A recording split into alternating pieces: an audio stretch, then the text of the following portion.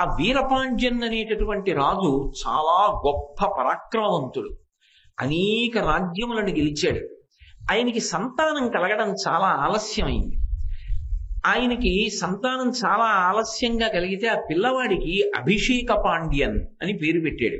ఎందుకు పేరు పెట్టాడు అంటే, చైత్రమాసంలో ఒకానొక రోజున ఒక ప్రత్యేకమైన అభిషేకాన్ని కొడుకు కోసమని చేశాడు. ఆ అభిషేకం తర్వాత కొడుకు పుట్టాడు కాబట్టి ఆ అభిషేక ఫలితము అని కొడుక్కి అభిషేక పాండ్యన్ అని పేరు పెట్టుకున్నాడు. ఆ అభిషేక పాండ్యన్ ఇంకా చాలా చిన్న వయస్సులో ఉండగానే ఈ వీరపాండ్యన్ శరీరాన్ని విడిచిపెట్టాడు. ఈ పిల్లవాడికి పట్టాభిషేకం జరగాలి, కానీ ఇంకా పిల్లవాడికి యోగ్యత రాలేదు. అసలు ఇంకా రాజ్య సంబంధమైన విషయములను పరిశీలించడం చేత కాదు. మంత్రులు రాజ్యాన్ని చూస్తున్నారు.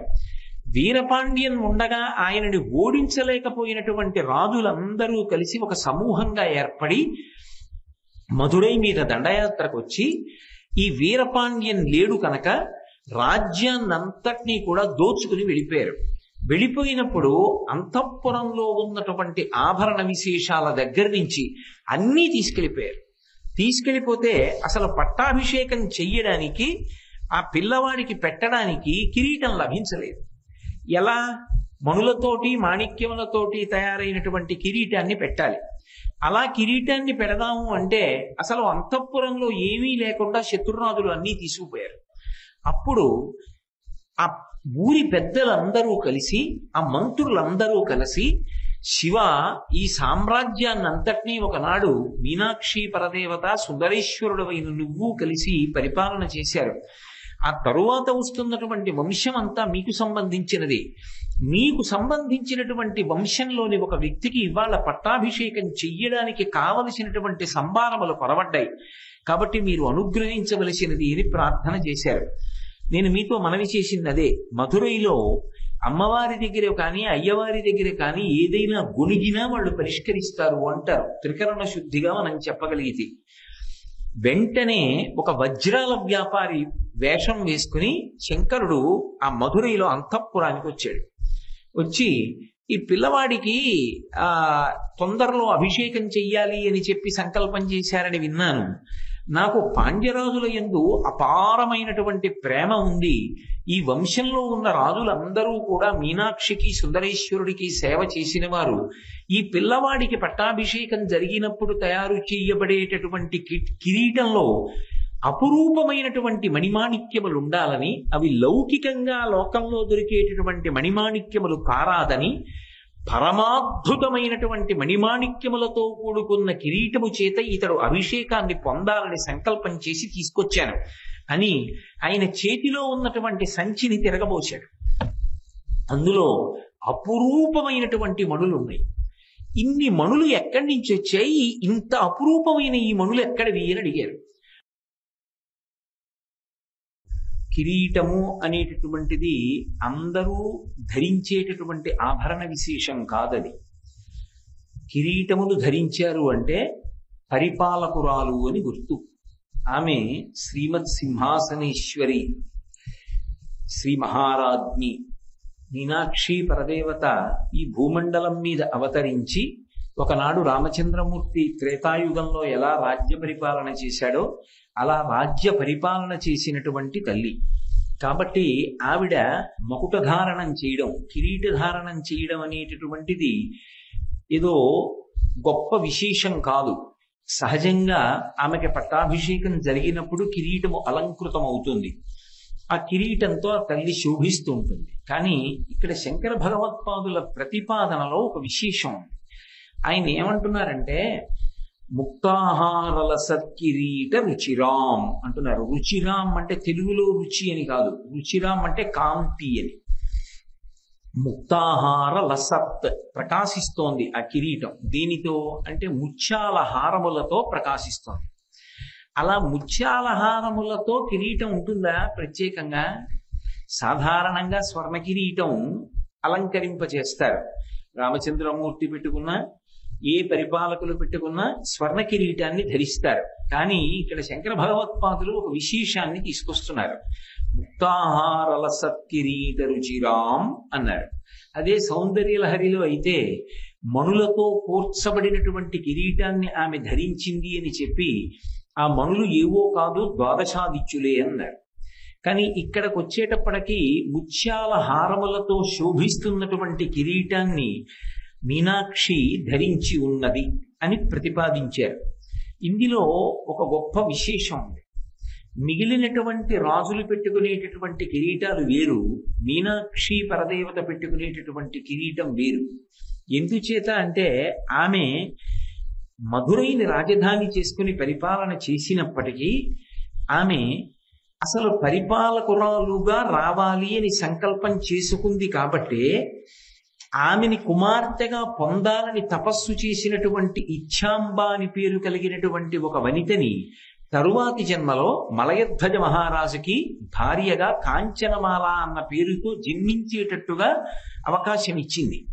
ఆ కాంచనమాల మలయధ్వజుడు కలిసి సంతానము లేదని పుత్రకామేష్టి చేస్తే 3 సంవత్సరముల పిల్లగా బాలాస్వరూపంగా ఆ అగ్ని కుండంలోంచి పైకి లేచి వచ్చి మలయధ్వజుని తొడ మీద కూర్చోలేదు, కాంచనమాల తొడ మీద కూర్చుంది. ఎందుకని అంటే వరమిచ్చింది ఆ ఇచ్ఛావతికి కనుక, ఇచ్ఛావతియే కాంచనమాలగా వచ్చింది కనుక, ప్రధానంగా ఆమె కోరిక తీరాలి కనుక ఆమెకి కుమార్తెగా వచ్చింది. ఇక్కడ మీరు ఒకటి గమనించండి, అసలు ఆ తల్లి ఇచ్ఛావతిని కాంచనమాలని చేసి కాంచనమాలని మలయధ్వజునికి భార్యని చేసినటువంటి కారణం చేత ఆమెతో పాటుగా మలయధ్వజుడు పుత్రులను పొందేటటువంటి అవకాశాన్ని కల్పించని కారణం చేత ఆమె పరిపాలకురాలైంది మధురైని రాజధానిని చేసుకుని. అంటే ఆమెకి ఇచ్ఛావతి కోరిక తీర్చడం ఎంత ప్రధానమో ఈ భూమిని పరిపాలించడం కూడా అంతే ప్రధానం.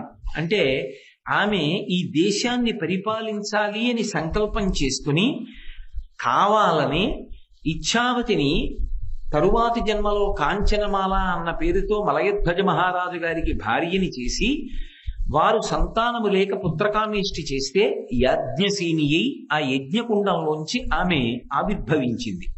అంటే ఆమెకి పరిపాలన చెయ్యాలనేటటువంటి ఉద్దేశ్యంతోటే అవతార స్వీకారం చేసి వచ్చింది.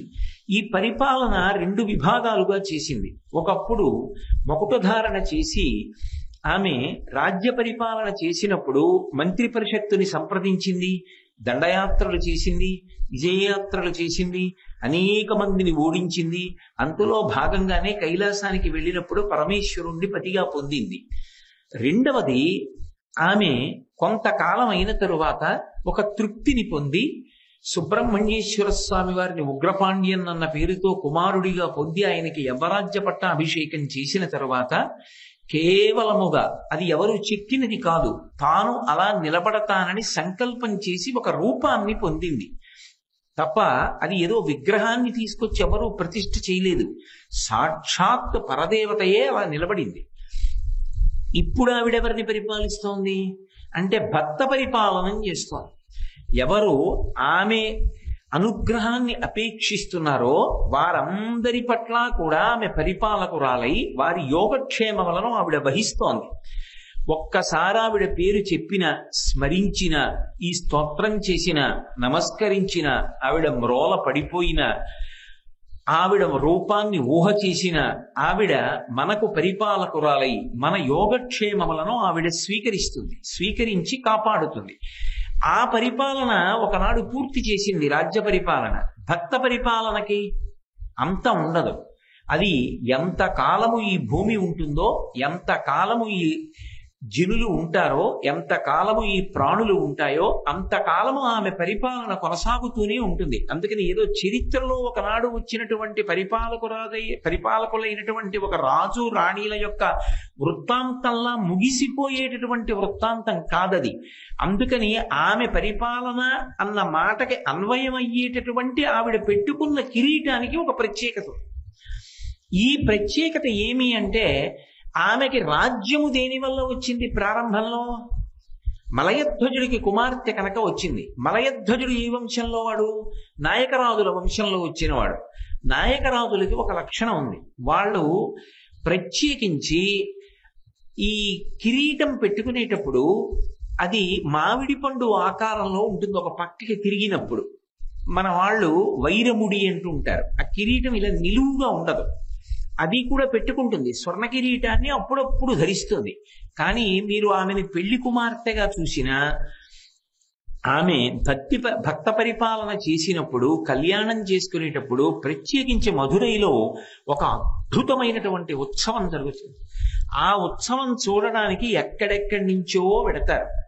ఆవిడ ఒక రోజున, సంవత్సరంలో ఒక్క రోజున గుర్రం మీద ఊరిరుగుతుంది. అసలు ఆ గుర్రాన్ని చూసి తీరాలి. అది మామూలు అశ్వవాహనాలు ఎలా ఉంటాయో అలా ఉండదు.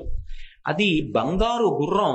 ముందు 2 కాళ్ళు పైకెత్తితే ఒక మహారాజ్ఞి అలవోకగా కూర్చుని, ఆ జీను మీద కూర్చుని జారిపోకుండా, ఆ 2 కాళ్ళు జీనుకి సంబంధించి పాదాలు పెట్టుకోవడానికి 2 కొక్కేల వంటి అమరికలు ఉంటాయి.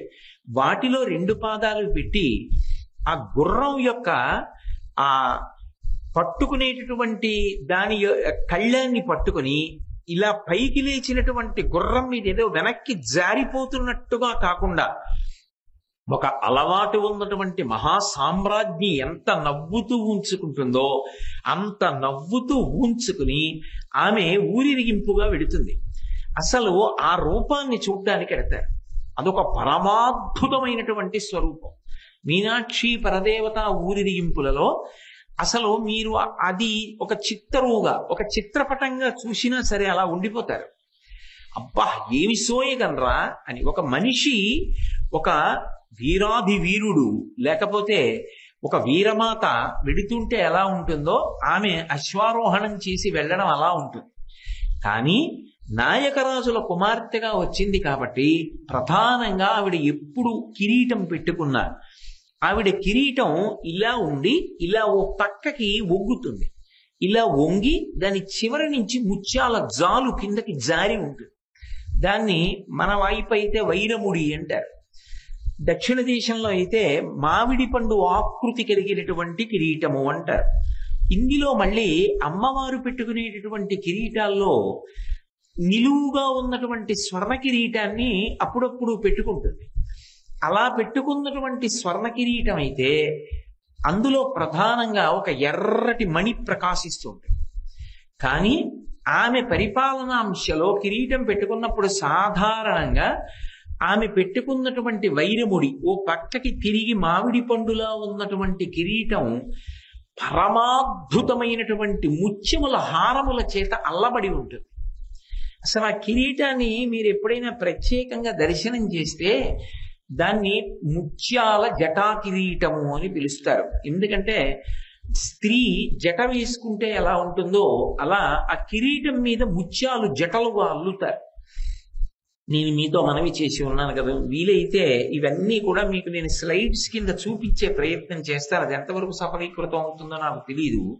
కానీ ఆ ముత్యాల జటలతో ఉన్నటువంటి కిరీటం ఉంటుంది.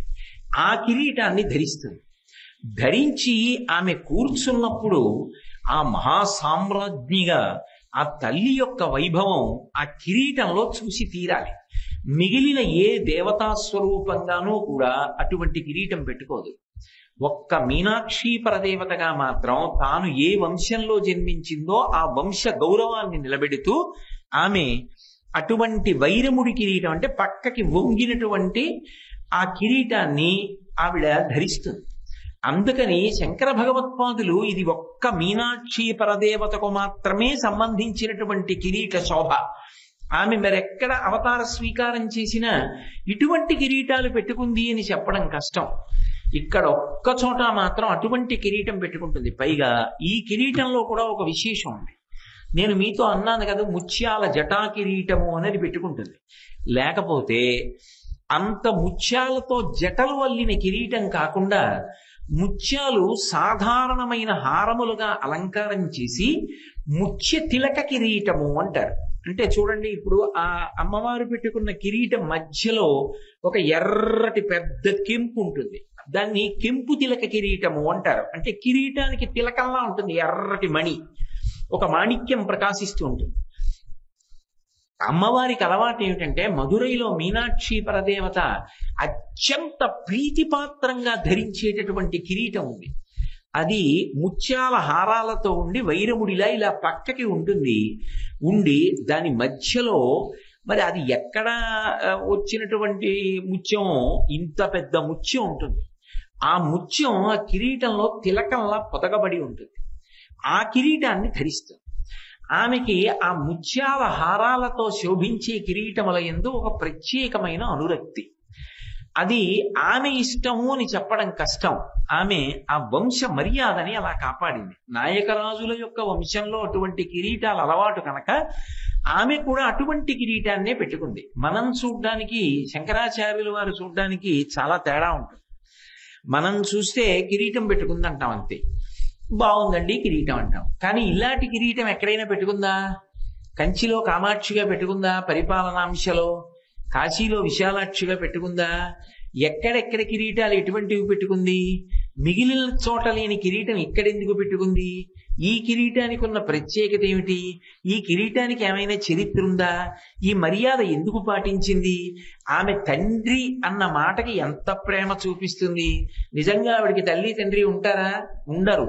కానీ తనని విశేషంగా ఆరాధించినటువంటి భక్తురాలిని ఒక రాజుకి భార్యని చేసి తనకి తల్లిని చేసుకుని ఆ తల్లి తండ్రి యొక్క వంశ గౌరవాన్ని కిరీటధారణలో గౌరవించింది. కాబట్టి లోకానికంతటికీ పాఠం నేర్పింది. తల్లిదండ్రుల యొక్క మర్యాదని బిడ్డలు నిలబెట్టాలి. ఆ ఇంట ఉండేటటువంటి ఆచారాన్ని పాటించడంలో ఏమీ కూడా ఇంకా మళ్ళీ సందేహం కానీ, అందులో మొహమాట పడ్డం కానీ, సిగ్గుపడ్డం కానీ ఉండకూడదు. ఇది మా వంశాచారం అని ఎంతో సంతోషంగా, పరమ ఆనందంతో దాన్ని కొనసాగించాలి. అది మీనాక్షి పరదేవత ధరించి చూపిస్తుంది. అందుకని శంకరాచార్యుల వారు ప్రత్యేకంగా ఆమె పరిపాలనాంశలో భక్త పరిపాలనను జ్ఞాపకం చేసుకుంటూ అమ్మ పెట్టుకునేటటువంటి కిరీటపు సోయగాన్ని జ్ఞాపకం చేసుకుని మీనాక్షిగా ఆమె కిరీటంలో ఉండేటటువంటి ప్రత్యేకతని స్మరణ చేస్తూ ముక్తాహారల సత్కిరీట రుచిరాం అంటారు. అంతేకాదు, ఒక్క మధురైలోనే పట్టాభిషేకంలో ఒకానొకప్పుడు ఒక పెద్ద వైక్లభ్యం వచ్చింది. సాధారణంగా కిరీటం అనువంశికంగా వస్తుంది. మహారాజు ధరించినటువంటి కిరీటం తర్వాత పట్టాభిషిక్తుడైనటువంటి వ్యక్తి యొక్క శిరస్సు మీద ఉంచుతారు మంత్రపురస్సరంగా.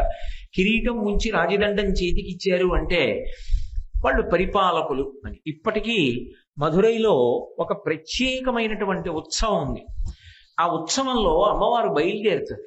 బయలుదేరినప్పుడు అక్కడ సంప్రదాయం ఏమిటంటే, ఆలయానికి సంబంధించినటువంటి ధర్మకర్తలలో ఒక ప్రధానుడు, ఒక పెద్ద ఆయన, ఒక ధర్మకర్త ఏం చేస్తాడంటే, పరమ వైదికంగా దుస్తులు వేసుకుని ఆయన తనని తాను పాండ్యరాజుగా భావిస్తే ఆలయ పురోహితులు పాండ్యరాజుని ఎలా ఆహ్వానిస్తారో అలా ఆహ్వానిస్తే రాజదండాన్ని తీసుకొచ్చి, అమ్మా ఇక పైన నువ్వు పరిపాలకురాలివి అని ముత్యాల కిరీటాన్ని పెట్టి రాజదండాన్ని బహూకరిస్తారు. ఆ మీనాక్షి పరదేవత రాజదండాన్ని పట్టుకున్నప్పుడు ఆమె ఎడమ చేతి వేళ్లు చాలా గమ్మత్తుగా ఉంటాయి. ఈ చిటికిన వేలు కొంచెం దూరంగా ఉండి, ఈ రెండు వేళ్లు కొద్దిగా దగ్గరగా ఉండి, చిటికిన వేలు కన్నా కొద్దిగా దగ్గరగా ఈ వేలుండి ఇలా ఉండి కుడి చేత్తో ఇలా రాజదండం పట్టు కూర్చుంటాడు. అసలు ఆ ముగ్ధమోహనమూర్తిని చూసి తీరాలి. ఆ ముఖంలో ఒక మహారాజ్ఞి కళ ప్రకాశిస్తూ ఉంటుంది. ఆ ఉత్సవం చూడడానికి ఒక్క భారతదేశం నుంచి కాదు, దేశ విదేశాల నుంచి మధురై చేరుకుంటారు. చేరుకుని వైగై నదిలో నీళ్లున్నాయా, మధురైలో జనం ఉన్నారా అన్నంతగా, అంటే జన సముద్రం ముందు వైగై నదీ ప్రవాహం సరిపోదు, అంత గొప్పగా జరుగుతుంది ఆ ఉత్సవం. ఇప్పటికీ ప్రతి ఏటా దేవాలయ ధర్మకర్త పాండ్యరాజుగా అలంకారం చేసుకుని భావన చేసి రాజదండాన్ని బహూకరిస్తారు మీనాక్షి పరదేవతకి. అందుకే పరిపాలకురాలిగా ఆమె ఎప్పుడూ ఉంది. కాబట్టి ఆ తల్లి విశేషాంశని పొంది ఉంది. మహారాజ్ఞిగా భక్త పరిపాలన చేస్తోంది ఇప్పటికీ. అటువంటి తల్లి వంశంలో కొడుకు, మనవడు, ముని మనవడు, ఈయన మనవడు, అలా వంశం కొనసాగుతూ ఇప్పటికీ పరిపాలనలో ఆ వంశం వారు కొనసాగుతూ వస్తున్నారు. కానీ ఒకానొకప్పుడు ఆ పాండ్యరాజుల యొక్క పట్టాభిషేక సమయంలో ఒక పెద్ద వైక్లభ్యం ఏర్పడింది. ఎందుచేత అంటే, ఒకప్పుడు వీరపాండ్యన్ అని ఆ వంశంలో ఒక రాజు వచ్చాడు. ఆ వీరపాండ్యన్ అనేటటువంటి రాజు చాలా గొప్ప పరాక్రమవంతుడు. అనేక రాజ్యములను గెలిచాడు. ఆయనకి సంతానం కలగడం చాలా ఆలస్యమైంది. ఆయనకి సంతానం చాలా ఆలస్యంగా కలిగితే ఆ పిల్లవాడికి అభిషేక పాండ్యన్ అని పేరు పెట్టాడు. ఎందుకు పేరు పెట్టాడు అంటే, చైత్రమాసంలో ఒకానొక రోజున ఒక ప్రత్యేకమైన అభిషేకాన్ని కొడుకు కోసమని చేశాడు. ఆ అభిషేకం తర్వాత కొడుకు పుట్టాడు కాబట్టి ఆ అభిషేక ఫలితము అని కొడుక్కి అభిషేక పాండ్యన్ అని పేరు పెట్టుకున్నాడు. ఆ అభిషేక పాండ్యన్ ఇంకా చాలా చిన్న వయస్సులో ఉండగానే ఈ వీరపాండ్యన్ శరీరాన్ని విడిచిపెట్టాడు. ఈ పిల్లవాడికి పట్టాభిషేకం జరగాలి, కానీ ఇంకా పిల్లవాడికి యోగ్యత రాలేదు. అసలు ఇంకా రాజ్య సంబంధమైన విషయములను పరిశీలించడం చేత కాదు. మంత్రులు రాజ్యాన్ని చూస్తున్నారు. వీరపాండ్యన్ ఉండగా ఆయనని ఓడించలేకపోయినటువంటి రాజులందరూ కలిసి ఒక సమూహంగా ఏర్పడి మధురై మీద దండయాత్రకు వచ్చి, ఈ వీరపాండ్యన్ లేడు కనుక రాజ్యాన్నంతటినీ కూడా దోచుకుని వెళ్ళిపోయారు. వెళ్ళిపోయినప్పుడు అంతఃపురంలో ఉన్నటువంటి ఆభరణ విశేషాల దగ్గర నుంచి అన్నీ తీసుకెళ్ళిపోయారు. తీసుకెళ్ళిపోతే అసలు పట్టాభిషేకం చెయ్యడానికి, ఆ పిల్లవాడికి పెట్టడానికి కిరీటం లభించలేదు. ఎలా? మణులతోటి మాణిక్యములతోటి తయారైనటువంటి కిరీటాన్ని పెట్టాలి. అలా కిరీటాన్ని పెడదాము అంటే అసలు అంతఃపురంలో ఏమీ లేకుండా శత్రురాజులు అన్నీ తీసుకుపోయారు. అప్పుడు ఆ ఊరి పెద్దలందరూ కలిసి, ఆ మంత్రులందరూ కలిసి, శివ, ఈ సామ్రాజ్యాన్నంతటినీ ఒకనాడు మీనాక్షి పరదేవత సుందరేశ్వరుడవైన నువ్వు కలిసి పరిపాలన చేశారు. ఆ తరువాత వస్తున్నటువంటి వంశం అంతా మీకు సంబంధించినది. మీకు సంబంధించినటువంటి వంశంలోని ఒక వ్యక్తికి ఇవాళ పట్టాభిషేకం చెయ్యడానికి కావలసినటువంటి సంభారములు కొరవడ్డాయి. కాబట్టి మీరు అనుగ్రహించవలసినది అని ప్రార్థన చేశారు.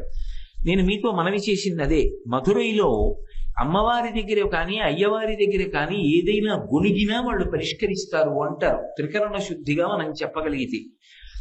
వెంటనే ఒక వజ్రాల వ్యాపారి వేషం వేసుకుని శంకరుడు ఆ మధురైలో అంతఃపురానికి వచ్చాడు. వచ్చి, ఈ పిల్లవాడికి తొందరలో అభిషేకం చెయ్యాలి అని చెప్పి సంకల్పం చేశారని విన్నాను. నాకు పాండ్యరాజుల యందు అపారమైనటువంటి ప్రేమ ఉంది. ఈ వంశంలో ఉన్న రాజులందరూ కూడా మీనాక్షికి సుందరేశ్వరుడికి సేవ చేసిన వారు. ఈ పిల్లవాడికి పట్టాభిషేకం జరిగినప్పుడు తయారు చేయబడేటటువంటి కిరీటంలో అపురూపమైనటువంటి మణిమాణిక్యములు ఉండాలని, అవి లౌకికంగా లోకంలో దొరికేటటువంటి మణిమాణిక్యములు కారాదని, పరమాద్భుతమైనటువంటి మణిమాణిక్యములతో కూడుకున్న కిరీటము చేత ఇతడు అభిషేకాన్ని పొందాలని సంకల్పం చేసి తీసుకొచ్చాను అని ఆయన చేతిలో ఉన్నటువంటి సంచిని తిరగబోశాడు. అందులో అపురూపమైనటువంటి మణులు ఉన్నాయి. ఇన్ని మణులు ఎక్కడి నుంచి వచ్చాయి? ఇంత అపురూపమైన ఈ మణులు ఎక్కడివి అని అడిగారు. అడిగితే ఆయన అప్పుడు ఒక విశేషం చెప్పాడు. ఒకానొకప్పుడు వలనుడు అనబడేటటువంటి ఒక దానవుడు ఉండేవాడు. ఆయన త్రైలోక్యాధిపత్యాన్ని పొందాడు పరాక్రమం చేత. ఎందుకంటే పరమశివుని యొక్క వరం. ఆయన ఎవరి చేత ఓడింపబడడం. చిత్తశుద్ధి కలిగినటువంటి వాడు, భక్తి కలిగిన వాడు. ఆయన దేవేంద్ర రాజ్యాన్ని కూడా పొంది మళ్ళీ దేవేంద్రుడికి రాజ్యాన్ని తిరిగి ఇచ్చేశాడు. ఎప్పుడో అప్పుడు శరీరము పతనమైపోవాలిగా. ఆయన శంకరుణ్ణి ఒక వరం అడిగాడు. నేను అనుకున్నప్పుడు నా శరీరం పతనం అవ్వాలి, ఎవరో వచ్చి నన్ను చంపడం అన్నది ఉండకూడదు. నేను ఎప్పుడు కోరుకుంటానో అప్పుడు నా శరీరం విడిచిపెడతాను. కానీ నా శరీరం విడిచిపెట్టిన తర్వాత అందరి శరీరాల్లా నా శరీరం పృథివిలో కలిసిపోవడానికి వీల్లేదు. అది ఒక ప్రత్యేకతని పొందాలి. నేను నా దేహాన్ని విడిచిపెట్టేసేటటువంటి సమయంలో నాకు ఈ దానవ రూపం పోయి గోరూపం పొందాలి. గోరూపాన్ని పొందిన తరువాత నేను శరీరాన్ని వదిలిపెడతాను. వదిలిపెట్టిన తరువాత ఒకనాడు దధీచి మహర్షి యొక్క ఎముకలన్నీ దేవతలకి అస్త్రములుగా ఎలా మారిపోయాయో అలా నా యొక్క శరీరంలో ఉండేటటువంటి సంధిబంధములు, ఎముకలు, ధాతువులు ఇవన్నీ కూడా మణులు, రత్నములు, వజ్రములు, మాణిక్యములుగా మారిపోవాలి. అవి విశేష ప్రయోజనానికి నీ వలన వినియోగింపబడాలి. అలా నాకు వరం ఇమ్మని అడిగాడు. శంకరుడు పరమ కారుణ్యమూర్తి, అనుగ్రహించాడు. ఎంతకాలం ఉంటాడు? ఆయనకి వైరాగ్యం ఉంది, దానవుడే కానీ చాలా ధర్మాత్ముడు, భక్తి కలిగిన వాడు. ఒకానొకప్పుడు దేవేంద్రుడు ఒక దానవుడు లోకంలో ఉంటే నువ్వు ధర్మాత్ముడు కావచ్చు, కానీ నీ బలాన్ని చూసుకుని దానవులు విజృంభిస్తారు, కాబట్టి నువ్వు శరీరం విడిచిపెడితే బాగుంటుంది అన్నాడు. అయితే నువ్వు ఒక హోమం చెయ్యి, ఆ హోమంలోకి వచ్చి నా శరీరాన్ని పరిత్యజిస్తానన్నాడు వలనుడు. దేవేంద్రుడు హోమం చేశాడు. ఆ హోమంలోకి వచ్చి మంత్రపురస్సరంగా తన శరీరాన్ని ఆహుతిగా అగ్నిలోకి సమర్పించాడు. ఆ సమర్పించినప్పుడు అందులో పడిపోయేటప్పుడు గోరూపాన్ని పొందింది ఆయన శరీరం. గోరూపాన్ని పొంది అగ్నిలో పడిపోయిన తరువాత ఆయన యొక్క సప్తధాతువులు, సంధిబంధములు, ఎముకలు ఇవన్నీ కూడా అపూర్వమైనటువంటి మణులుగా మారిపోయాయి. అదిగో ఆ వలనుడి శరీరం ఈ మణులుగా మారింది. ఇవి లౌకికంగా గనులలో దొరికేవి కవు, పృథివిలో దొరికేవి కవు. ఇంత గొప్ప మణిమాణిక్యములతో ఈ ముత్యాల హారములతో అలంకృతమైన కిరీటాన్ని చేసి అభిషేక పాండ్యానికి పట్టాభిషేకం చెయ్యండి. ఎందుకు ఇస్తున్నాను ఇవన్నీ? మీరొక్క రూపాయి కాసు నాకు ఇవ్వక్కర్లేదు. ఎందరో రాజులు వచ్చి ఈ మధురైకి సంబంధించిన ఐశ్వర్యాన్నంతటినీ అపహరించి తీసుకుపోయారు. కానీ ఇవాళ ఆ రాజులు కుట్టుకునేటట్టుగా అపూర్వమైన కిరీటంతో పట్టాభిషేకం జరగాలి. అంటే మీరెవరు, ఎందుకు ఇంత ఉదారంగా ఇవన్నీ పట్టుకొచ్చి ఇస్తున్నారని అడిగారు. నేనెవరో మీకు తర్వాత తెలుస్తుంది. ఇవ్వడానికి కారణం ఒక్కటే, ఈ మధురై నగరం అన్న, ఈ మధురైని పరిపాలించేటటువంటి పాండ్యరాజుల వంశం అన్న నాకు ఒక ప్రత్యేకమైన ప్రీతి. ఆ ప్రీతి ఉంది కనుక ఆయన పట్టాభిషేకానికి తీసుకొచ్చాను. తీసుకోండి ఇచ్చి అంతర్ధానం అయిపోయాడు. వాళ్ళకప్పుడు మాయ తొలగిపోయి అర్థమైంది. నిన్ననే వెళ్ళి మనం సోమసుందరుణ్ణి ప్రార్థన చేశాం. మహానుభావుడు శంకరుడే తీసుకొచ్చి అపూర్వమైన మణులను ఇచ్చాడని వాటితో కిరీటం చేసి అభిషేక పాండ్యం శిరస్సునందుంచి పట్టాభిషేకం చేశారు.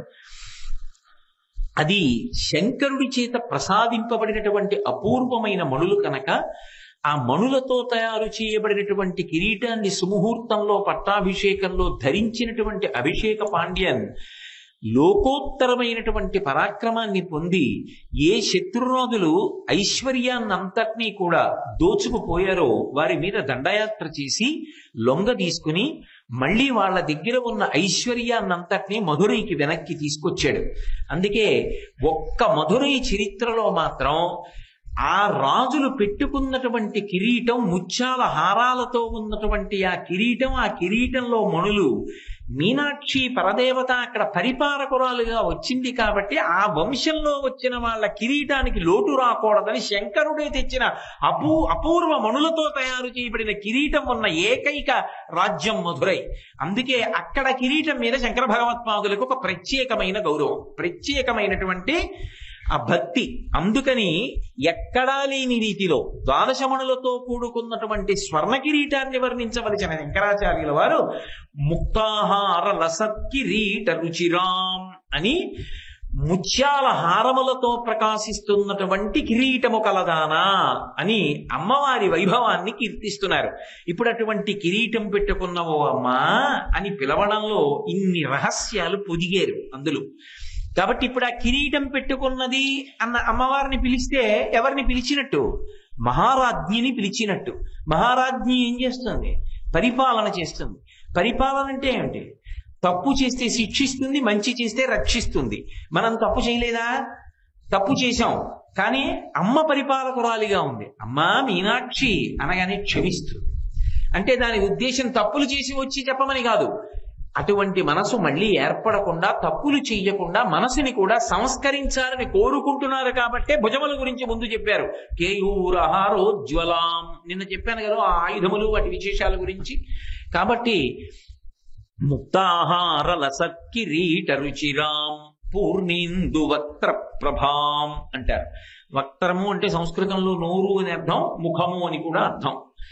అమ్మవారి యొక్క ముఖమండలం, మీనాక్షి పరదేవత యొక్క ముఖమండలము ఎలా ఉంటుంది అంటే శంకరాచార్యుల వారు పూర్ణ చంద్రబింబంతో పోల్చారు. అంటే పౌర్ణమి నాడు ఉండేటటువంటి చంద్రబింబం గుండ్రంగా ఉండి సుధాధారలను, అమృతధారలను వర్షిస్తూ ఉంటుంది. నిజానికి అమ్మవారి యొక్క ముఖమండలాన్ని వర్ణించడం అంత తేలికైనటువంటి విషయం కాదు. కానీ సాధారణంగా మహాకవులైనటువంటి వారందరూ కూడా అమ్మవారి ముఖమండలాన్ని వర్ణించవలసి వస్తే పౌర్ణమి చంద్రబింబాన్ని అడ్డుపెట్టి వర్ణిస్తారు. లేదా పద్మానన ఏదో ముఖారవిందం అని పద్మంతో పోలుస్తారు. పద్మంతోనైనా పోల్చాలి, పూర్ణ చంద్రబింబంతోనైనా పోల్చాలి. కానీ మీరు అమ్మవారికి సంబంధించినటువంటి కీర్తనలు చేసినటువంటి వాగ్గేయకారులు కాని, అంటే కేవల కవిత్వం కాదు, నిరంతరం అమ్మవారి దర్శనాన్ని పొందినటువంటి మహానుభావులు ముత్తుస్వామి దీక్షితారు వంటి వారు, అటువంటి దీక్షితుల వంటి వారు కానీ, శంకర భగవత్పాదులు కానీ అమ్మవారి యొక్క ముఖమండలాన్ని ఎక్కువగా పూర్ణచంద్రబింబంతో పోల్చారు. ఎందుచేత అంటే అందులో ఉపాసన రహస్యాన్ని దృష్టిలో పెట్టుకుని పూర్ణచంద్రబింబంతో పోల్చారు. మీరు చూడండి, మూకశంకరులు కూడా అమ్మవారి యొక్క ముఖాన్ని వర్ణిస్తే రాకాచంద్ర సమాన కాంతి వదనాం నాకాధిరాజస్తుతాం అంటారు. అమ్మ రాకాచంద్ర సమాన కాంతి వదన అంటే రాకాచంద్రుడు అంటే పరిణిత చంద్రుడు, పౌర్ణమి నాటి గుండ్రటి చంద్రబింబం. ఆ రాకాచంద్ర సమాన కాంతి వదన, ఆ పౌర్ణమి నాటి చంద్రబింబం ఎటువంటి కాంతులు వర్షిస్తూ ఉంటుందో అటువంటి కాంతులను వర్షించేటటువంటి ముఖము కలిగినదానా అని పిలిచారు. ఇక ముత్తుస్వామి దీక్షితుల వారైతే కామాక్షి పరదేవత మీద లోక ప్రసిద్ధమైనటువంటి కీర్తన ఒకటి చేశారు. అందులో కంజదలాయతాక్షి కామాక్షి అని, అందులో రాకా శశివదని అంటారు. రాకా శశివదని అంటే శశి అంటే చంద్రుడు, రాకా శశి అంటే పౌర్ణమి నాటి చంద్రబింబం. అటు అమ్మవారిని గొప్ప ఉపాసన చేసినటువంటి నిరంతర దర్శనం పొందినటువంటి దీక్షితుల వారి వంటి మహావాగ్గేయకారులు కూడా అమ్మవారి యొక్క ముఖమండలాన్ని చెప్పవలసి వస్తే పూర్ణచంద్రబింబంతో చెప్పారు.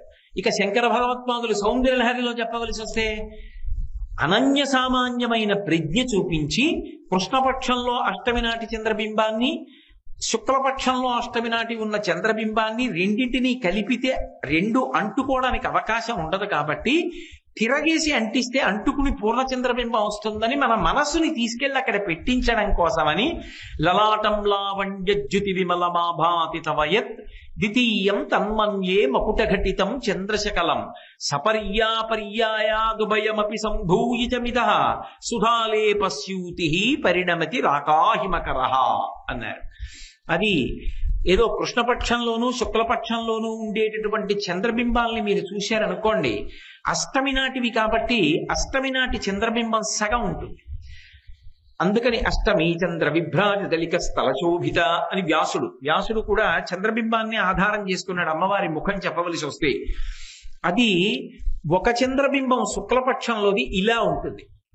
అంటే డి, ఇంగ్లీష్లో క్యాపిటల్ డి రాసినప్పుడు ఎలా ఉంటుందో అలా ఉంటుంది. కృష్ణపక్షంలో ఉన్న చంద్రబింబం కూడా డీలాగే ఉంటుంది, కానీ ముందు ఇలా వచ్చి ఇలా ఉంటుంది. ఇప్పుడు రెండు ఎలా కలుస్తాయి? కలవు, రెండింటికి పొట్టలు అడ్డొస్తాయి. అందుకని సపర్యాపర్యాయ ఆ రెండిటిని తిప్పాలి. తిప్పి కలిపితే ఆ గీతలు కలుస్తాయి. కలిస్తే అప్పుడు రెండూ కూడా కలిసి పూర్ణచంద్రబింబం వస్తుంది. అందుకని ద్వితీయం తన్మన్యే మకుటఘటితం చంద్రశకలం పర్యాయాదుభయమపి సంభూయిచమిదః.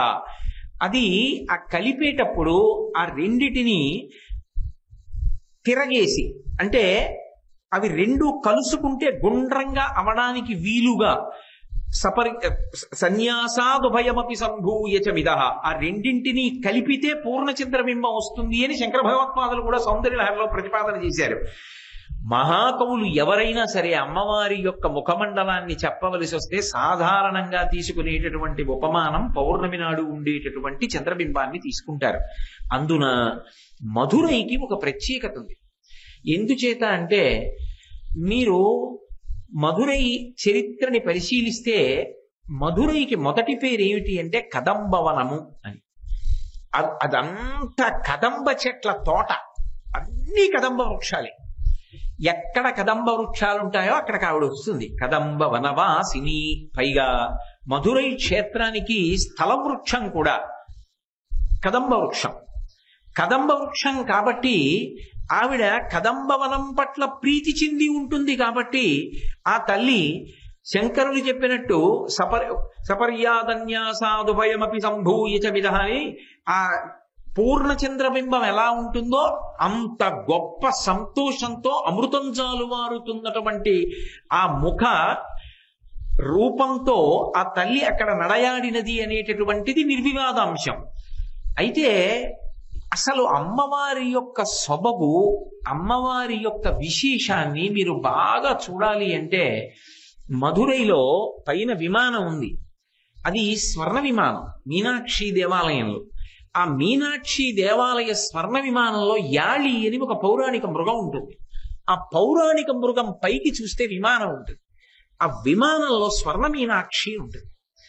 మీరు ఆ స్వర్ణ మీనాక్షి వంక చూస్తే అసలు ఆవిడ ముఖమండల యొక్క దీప్తిని చూస్తే పూర్ణ చంద్రబింబం యొక్క కాంతి ఎంత స్ఫుటంగా కనపడుతుందో అంత స్ఫుటంగా కనపడుతుంది ఆ స్వర్ణబింబంలో ఉండేటటువంటి మీనాక్షి.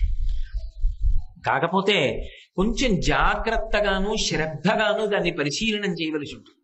ఎందుచేత అంటే ఎక్కడో విమానంలో ఉంటుంది.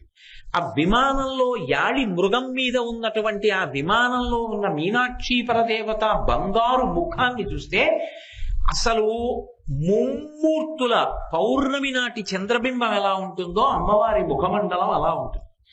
రెండు, అందులో ఒక విశేషం ఉంది. మనం మన ప్రయత్నం లేకుండా మన మనస్సుని లాక్కోగలిగినటువంటివి లోకంలో కొన్ని ఉన్నాయి. అన్నిటికీ ఆ శక్తి ఉండదు. మిగిలిన వాటి దగ్గర మన మనసు మనం పెట్టాలి. కానీ మన మనసు మనం పెట్టవలసిన అవసరం లేకుండా మన మనసుని అవిలాక్కునేవి కొన్ని ఉన్నాయి.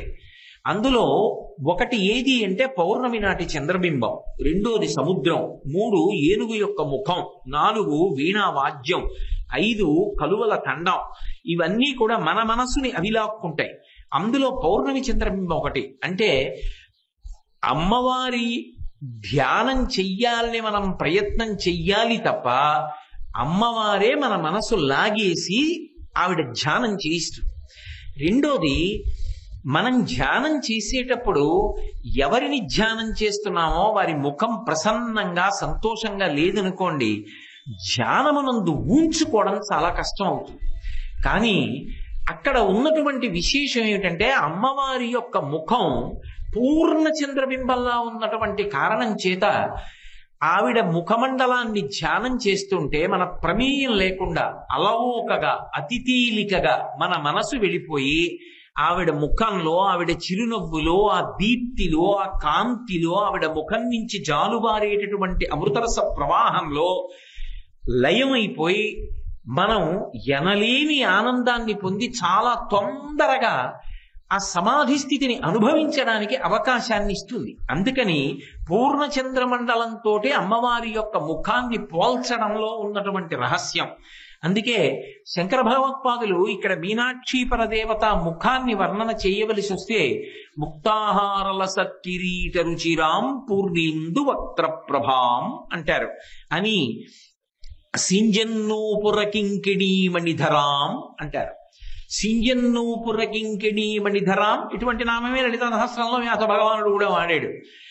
కానీ ఇక్కడ ఏమిటంటే అమ్మవారు నడిచి వెడుతున్నప్పుడు ఉండేటటువంటి స్థితిని చెప్తున్నారు. ఇప్పటి వరకు అమ్మవారు నిలబడినటువంటి మూర్తిని మాత్రమే చెప్తూ వస్తున్నారు, కాంతిని.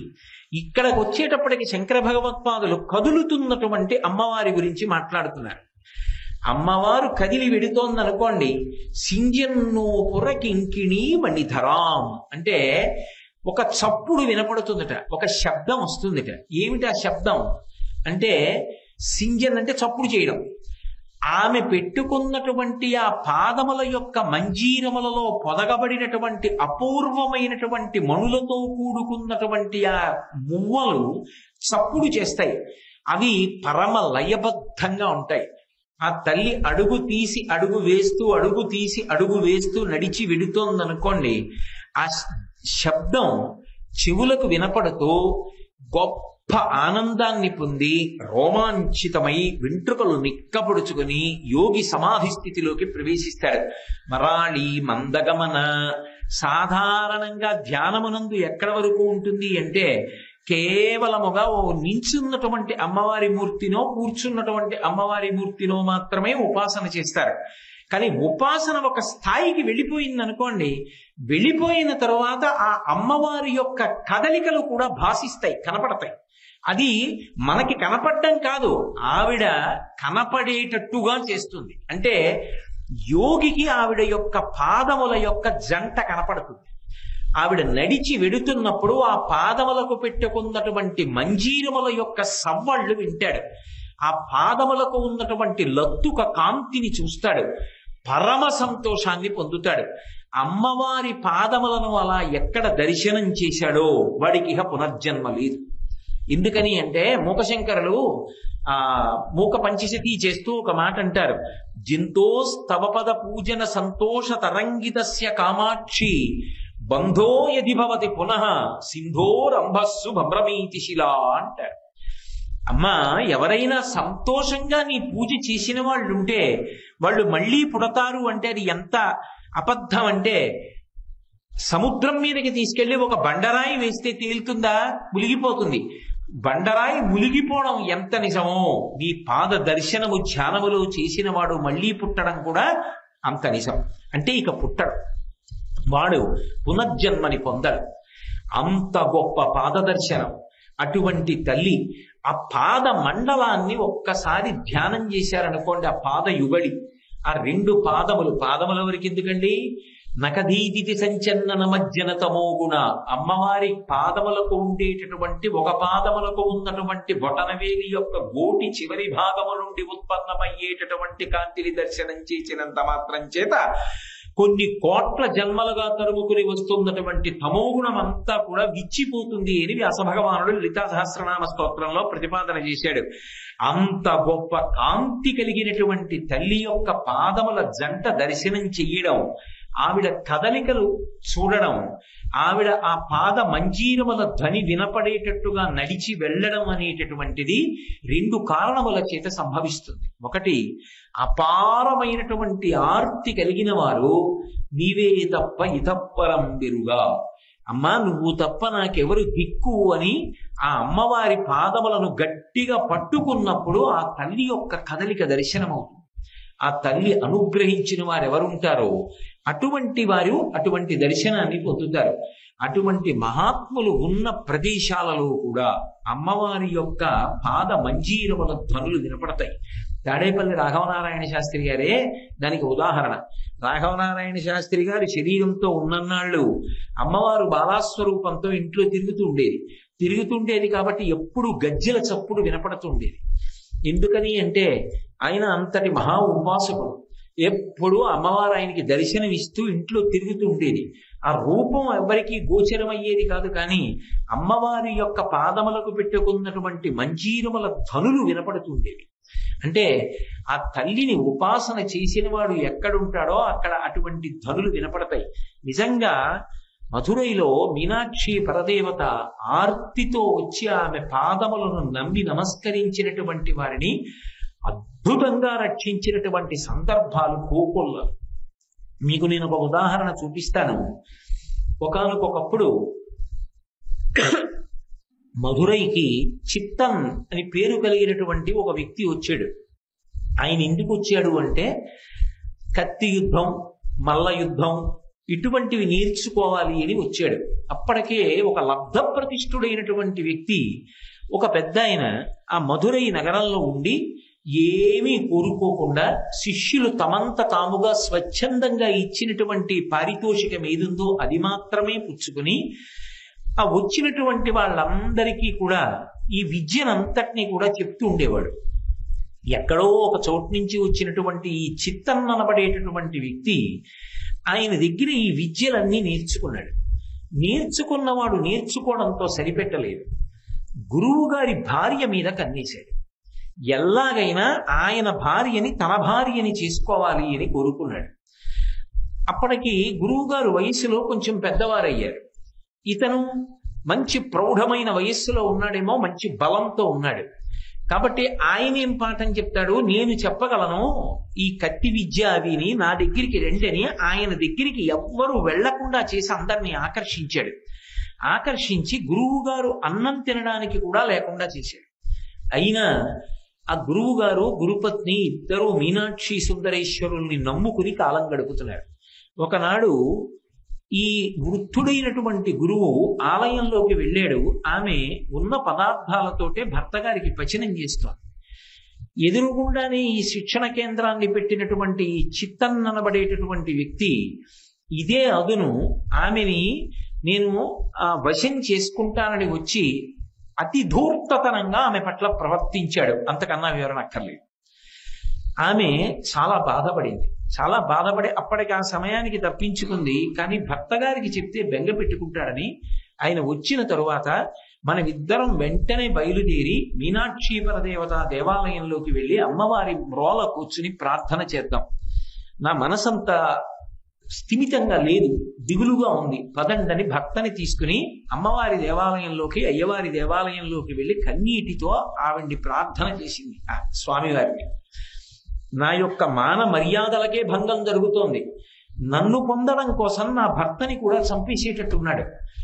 ఈయన దగ్గర నేర్చుకున్న శిష్యుడు, ఇంతకన్నా మహాపాపం ఎక్కడుంటుంది?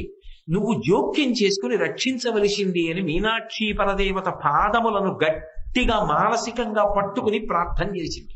అందులో మధురైలో ఉన్న విశేషం ఏంటంటే మీనాక్షి పరదేవత పెట్టుకునేటటువంటి అందెలు స్ఫుటంగా కనపడతాయి. ఎందుచేత అంటే దక్షిణ దేశంలో ఏదో వెనక్కి మడత పెట్టి చీర కడితే ఎలా ఉంటుందో, ముందుకి అంచొచ్చి వెనక్కి అంచొచ్చేటట్టుగా కడితే ఎలా ఉంటుందో అమ్మవారు అలా కట్టుకుంటుంది. ఆ దక్షిణ దేశపు చీర కట్టడంలో ఆ పాదములు రెండు స్ఫుటంగా కనపడుతూ పాదమంజీరములు కనపడతాయి. ఆవిడ మానసికంగా రెండు పాదాలని కౌగిలించుకొని అమ్మవారిని స్వామివారిని గట్టిగా ప్రార్థన చేస్తూ ఏడుస్తూ కూర్చుంది. ఆమె ఎందుకు బాధపడుతోందో భర్తకి తెలియదు, ఆయన కూర్చున్నాడు. ఈలోగా ఆ చిత్తన్ననబడేటటువంటి వ్యక్తి దగ్గరికి ఈ గురువు గారు వెళ్ళారు. ఇక్కడే ఉన్నాడు గురువు గారు. గురువు గారి రూపంతో వెళ్ళాడు. ఎవరు? శంకరుడే. వృద్ధుడుగా ఉన్నాడు కదా. వెళ్ళి ఇవాళ తాడో పేడో తేలిపోవాలి, ఎందుకు ఈ అల్లరి, రా మన ఇద్దరం ద్వంద్వ యుద్ధం చేద్దామన్నాడు. అనేసరికి ఇదేదో అవకాశం బాగుంది, పెద్దవాడు అయిపోయాడు, ఎలాగో నిలబడలేడు, ఈయన్ని సంహరించేస్తే నేను ఈయన భార్యని చేపట్టవచ్చని వెంటనే యుద్ధానికి వచ్చాడు. యుద్ధానికి వచ్చిన తర్వాత చూసే వాళ్ళందరూ ఆశ్చర్యపోతున్నారు, ఇది చిత్తంతో ఇతను ఎక్కడ యుద్ధం చేస్తాడు, పెద్దవాడు అయిపోయాడని. ముందు కొద్దిగా వెనకపడినట్టు కనిపించాడు అందరిలో ఆర్తి పెంచడానికి. ఆ తరువాత ఊంచుకుని అన్నాడు, వదరి మాట్లాడిన నీ నాలుకని 1000 ముక్కలు చేస్తాను. గురుపత్తిని కామంతో ముట్టుకున్న నీ చేతులు రెండు తెగిపోతాయి. దౌర్భాగ్యపుటాలోచనలు చేసిన నీ కంఠం ఆ తర్వాత తెగి నేలపడిపోతుంది. చూడని కత్తి యుద్ధంలో 3 అంచెలలో అతని నాలుక కోసేసి అతని భుజములు కోసేసి అతని కంఠాన్ని దిరివేశాడు. చూసిన వాళ్ళు ఆశ్చర్యపోయారు, ఇదేమిటి ఇంత వృద్ధుడు ఇంత గొప్పగా చెప్పి కొట్టేశాడే చిత్తాన్ని అని. ఈలోగా ఈయన అక్కడ ఉన్నవాడు ఏదో జనం చుట్టూ వచ్చారు, అభినందిస్తున్నారు, కనపడలేదు. ఇదేంటి ఎటు వెళ్ళిపోయాడు అనుకుంటారు. ఇంటికి వచ్చాడన్నారు. గబగబా ఇంతమంది ఇంటికి వెళ్ళారు. ఇంటికి వెళ్ళి ఎంత గొప్ప యుద్ధం చేశావయ్యా, ఆ చిత్తాన్ని మళ్ళా నువ్వు కత్తి యుద్ధంలో చంపేశావు. నేను చంపేయడం ఏమిటి? నేను మా ఆవిడ మధురైలో మీనాక్షి దేవాలయంలో అమ్మవారి పాదాలు అయ్యవారి పాదాలు పట్టుకుని ధ్యానం చేసుకుంటున్నాం. నేను అసలు ఇక్కడ లేదు, ఇక్కడికి రాలేదన్నాడు. అప్పుడు వాళ్ళకి అర్థమైంది, ఓ నేను అక్కడికి వెళ్ళి అమ్మవారి పాదాలు పట్టి ధ్యానం చేస్తే నా మాన మర్యాదలు నిలబెట్టడానికి అమ్మవారి ప్రచోదనానికి శంకరుడే మల్లయోధుడుగా వచ్చి చంపేశాడు చిత్తాన్ని. చంపి నాకు మానభిక్ష పెట్టాడు, నాకు శీలభిక్ష పెట్టాడు, నన్ను కాపాడాడని వెంటనే ఆ తల్లి మీనాక్షి పరదేవతని స్తోత్రం చేసి పరవశించిపోయింది. ఆ తల్లి పాదములు పట్టి ప్రార్థన చేసినటువంటి వాళ్ళకి ఆమె కల్పతరు. ఉత్తర క్షణంలో ఆదుకుంటుంది అనడానికి మధురై చరిత్రలో మీనాక్షి పరదేవత ఆదుకున్నటువంటి సందర్భములు ఎన్నో ఉన్నాయి. నేను ఇలా అన్ని చెప్తూ కూర్చుంటే ఎప్పటికవుతాయి శ్లోకాలు. అందుకని అక్కడక్కడ ఏదో ఒక సందర్భాన్ని మాత్రమే మీతో మనవి చేస్తున్నాను. కాబట్టి సింజన్నూపుర కింకిణీ మణిధరాం, ఆ పాదముల జంట గురించి చెప్తున్నారు. అవి ఆ మంజీరములకు స్వతంత్రముగా గొప్పతనం కాదు, ఆ మంజీరములు ధరించినటువంటి పాదముల యొక్క గొప్పతనం. ఆ పాదముల వైభవం అటువంటిది. అందుకే శంకరాచార్యులు వారు సౌందర్యలహరి చేసినప్పుడు ఒక పరమాద్భుతమైనటువంటి శ్లోకం చేశారు. హిమానీహంతవ్యం హిమగిరి నివాసైక చతురౌ నిశాయాం నిద్రాణాం నిశచరమ భాగే చ విశదౌ వరం లక్ష్మీపాత్రం శ్రియమతి సృజంతౌ సమయినాం సరోజం తత్పాదౌ జననిజయ కశ్చిత్రమహకిం అని అడిగారు. అమ్మ, లోకంలో అందరూ పద్మాలని శ్లాఘిస్తారు. ఎందుకని? వరం లక్ష్మీపాత్రం. ఆ పద్మానికి ఒక స్వార్థం ఉంది. ఏమిటి అంటే పద్మంలో లక్ష్మీదేవి కూర్చుంటుంది. అందుకని నాలో లక్ష్మీదేవి కూర్చోవాలి, లక్ష్మీదేవి కూర్చోవాలని ఎప్పుడూ పద్మాలు కోరుకుంటుంటాయి. మాలో లక్ష్మీదేవి కూర్చుంటుందని పొంగిపోతాయి. కానీ ఆ పద్మాలు ఏం చేస్తాయమ్మా? లక్ష్మిని ఎవరికి ఇవ్వవు. లక్ష్మిని తమలో పెట్టు కూర్చుంటాయి తమ ఇంట్లో. నిశచరమ భాగేచ విశదవు. అవి ఏం చేస్తాయి? చీకటి పడింది అనుకోండి, ముగుడించుకుపోతాయి. చీకటి చివరి భాగం వచ్చిందనుకోండి, తెల్లవారితోందనుకోండి, విచ్చుకుంటాయి. తెల్లవారితే విచ్చుకుంటే లక్ష్మీ దర్శనం, రాత్రి అయితే ఇంటి తలుపులు వేసేసుకుంటాయి, ముడుచుకుపోతాయి, లక్ష్మీ దర్శనం ఉండదు. పైగా హిమానీ హంతవ్యం. ఆ తామర పువ్వుని తీసుకెళ్లి మీరు ఆ పద్మాన్ని తీసుకెళ్లి మంచులో పెట్టారనుకోండి, అది ముడుచుకుపోతుంది, అది తట్టుకోలేదు.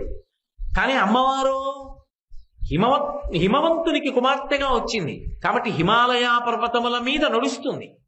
రెండు, ఆమె మెట్టినిల్లు కూడా హిమాలయ పర్వతాల దగ్గరే ఉంది. అందుకని శంకరుడితో కలిసి ఆ మంచు పర్వతాల మీద నడుస్తుంది. మంచు పర్వతాల మీద నడవగలిగినటువంటి పాదములు ఆ తల్లివి. మంచు కొట్టినప్పటికీ ముకుళించినటువంటి పాదపద్మములు. పద్మములు ఏం చేస్తాయి? లక్ష్మిని తమ ఇంట్లో పెట్టుకుంటాయి. అమ్మవారి పాదపద్మములు ఏం చేస్తాయి? శ్రీమతి సృజంతం సమయినాం. భక్తితో సాత్వికమైన ఆరాధన చేసేటటువంటి వారికి అమ్మవారి యొక్క పాదములు లక్ష్మిని అనుగ్రహిస్తాయి. అమ్మవారి పాదములు పట్టుకున్న వాడికి లక్ష్మీ కటాక్షం కలుగుతుంది. కాబట్టి అమ్మ, నీ పాదములు అంత గొప్పవి. నఖైర్నాకస్త్రీణాం కరకమల సంకోచిచిభిః తరూణాం దివ్యానాం హసత యువతే చండిచరణౌ ఫలాని స్వస్యేభ్యః కిసలయ కరాగ్రేణ దదత దరిద్రేభ్యో భద్రాం శ్రియమనిశమాత్మాయ దదతౌ అంటారు. ఎంత కష్టంలో ఉన్నవాడైనా పాదములను ఒక్కసారి స్మరిస్తే చాలు. ఆ పాదముల జంట జ్ఞాపకం పెట్టుకుని ఒక్కసారి నమస్కారం చేస్తే చాలు, ఆ తల్లి వెంటనే అనుగ్రహిస్తుంది. అందున మధురైలో ఒక విశేషం ఉంది. అమ్మవారి పాదములను కడిగి చేసేటటువంటి ఉత్సవం ఒకటి ఉంది. ఆ ఉత్సవం చూసి తీరాలి, అంత అద్భుతంగా ఉంటుంది. అసలు దాని చిత్తరువులు చూసినా చాలు, అబ్బా ఇంత గొప్పగా ఉంటుందా అమ్మవారి యొక్క పాదయుగళి అనిపిస్తుంది. కాబట్టి శంకరులు సింజన్నూ పురకింకిణీ మణిధరాం అంటూ ఆ తల్లి ఎంత గొప్పది అంటే పద్మప్రభా భాసురాం అంటున్నారు. ఆ పాదముల జంట మణిమంజీరములతో ఉండి ధనులు వినపడేటట్టుగా యోగులను అనుగ్రహిస్తుంది ఒక ప్రతిపాదన. ఇప్పుడేం మాట్లాడుతున్నారు? పద్మప్రభా భాసురాం. ఆమె శరీరం అంతా కూడా పైనుంచి కింద వరకు కూడా ఆమె పద్మముల యొక్క కాంతి ఎలా ఉంటుందో అటువంటి కాంతిని పొంది ఉంటుంది.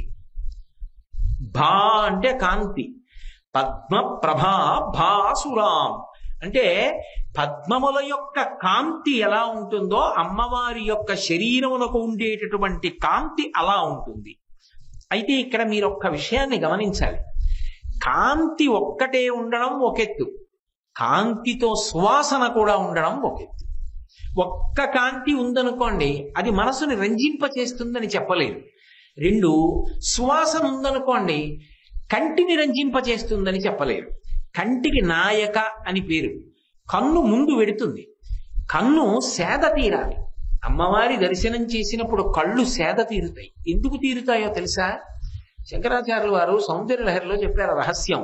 దృశాద్రాఘీయస్యాదరదలిత నీలోత్పల రుచా అంటారు. అక్కడ కూడా రుచా అన్న మాట వాడారు. అది దరదళిత అన్న మాటకు అర్థం ఏంటంటే బాగా విచ్చుకున్నది కాదు, బాగా ముడుచుకున్నది కాదు. విచ్చుకుని విచ్చుకోకుండా. ఆవుల మెడలో మువ్వలు కడతారు చూడండి, ఆ మువ్వకి మధ్యలో ఇలా చిన్నది కోసినట్టు ఉంటుంది, అందులో రేగు గింజ ఉంటుంది. ఇలా చూస్తే గింజ కనపడుతుంది, అలాగని గింజ బయటికి వస్తుందా? బయటికి రాదు.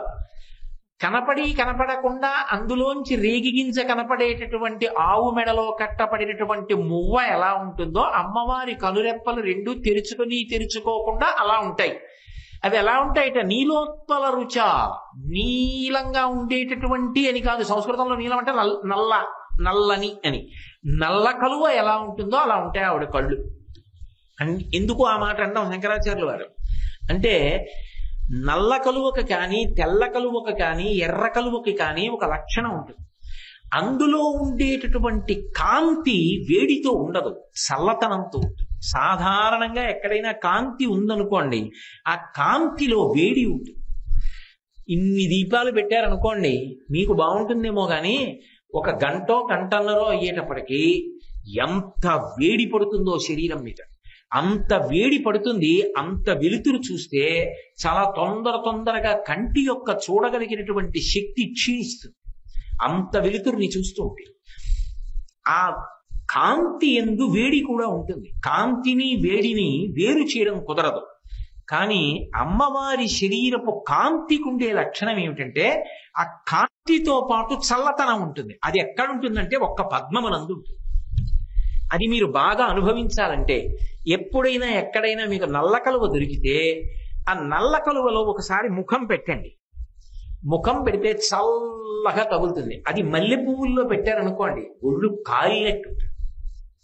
పువ్వులతో పూజ భరించడం ఎంత కష్టమో చూడాలంటే, ఓ కేజీ మల్లెపూలు తెచ్చి పాదాల మీద పోసుకుంటే తెలుస్తుంది, బొబ్బలెక్కుతాయి ఒక్కొక్కసారి. అంత వేడి మంటలు వస్తాయి మల్లెపూలలో కాళ్ళు పెడితే.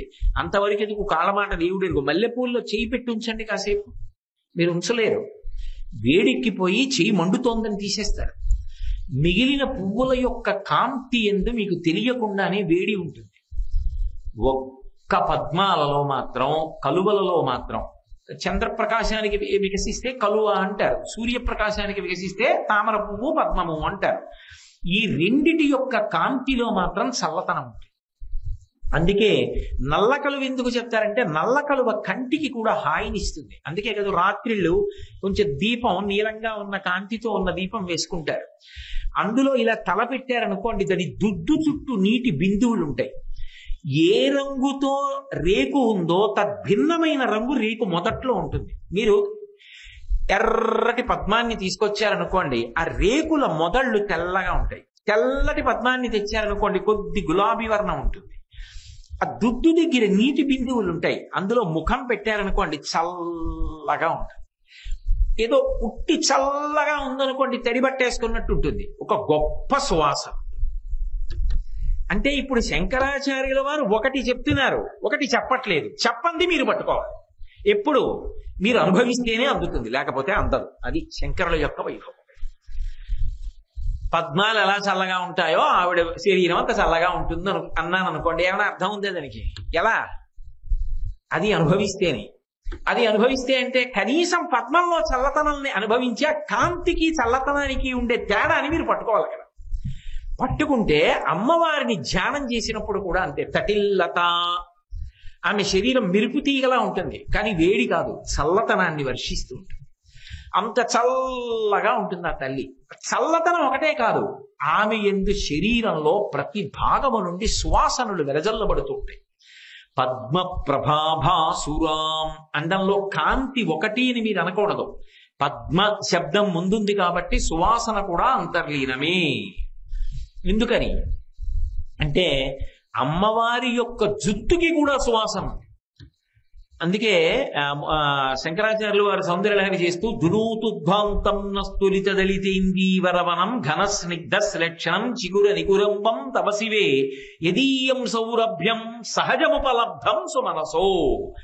ఆ జుట్టులో ఏవో గొప్ప గొప్ప పువ్వులు తురుముకున్నందువల్ల పువ్వుల యొక్క సువాసన కబరీబంధానికి అంటుకోలేదు. ఆమె జుట్టుకి సహజంగా ఉన్న సువాసన మాకు అంటుకుంటుందేమో, మేము ఆ సువాసన ఓసారి చూద్దామని దేవలోకంలో ఉన్నటువంటి కల్పవృక్షములకు పూసిన పువ్వులు కోరుకుంటాయిట. అమ్మవారు మమ్మల్ని సిగలో పెట్టుకుంటే బాగుండు, ఆవిడ సిగకున్న వాసన మేము చూస్తామని కోరుకుంటాయిట. లోకంలో మిగిలిన వాళ్ళందరూ కల్పవృక్షాలు పూసిన పువ్వులు తెచ్చి మా కొప్పులో పెట్టుకుంటే, ఆ సువాసనలు మా కొప్పు కప్పుట్టుకుంటే మా కొప్పు మంచి వాసన వస్తుందని కోరుకుంటారేమో. కానీ ఒక్క అమ్మవారి విషయంలో మాత్రం కల్పవృక్షాలకి పూసినటువంటి పూలు అమ్మవారు తిరుగుకుంటే బాగుండి ఆవిడ జుట్టుకున్న సహజమైన సువాసన ఏం చూస్తామని కోరుకుంటాయిట. సహజముపలబ్ధం సుమనసో. అమ్మా, నీ యొక్క జుట్టుకి అటువంటి సహజమైనటువంటి సుగంధం ఉన్నది. పద్మగంధీం, ఆవిడ పద్మగంధి, శరీరం అంతా కూడా పద్మగంధము వెదజల్లుతూ ఉంటుంది. ఆవిడ వస్తోంది అన్న మాటకు అర్థం ఏమిటంటే సువాసనలు గుబాళిస్తాయి.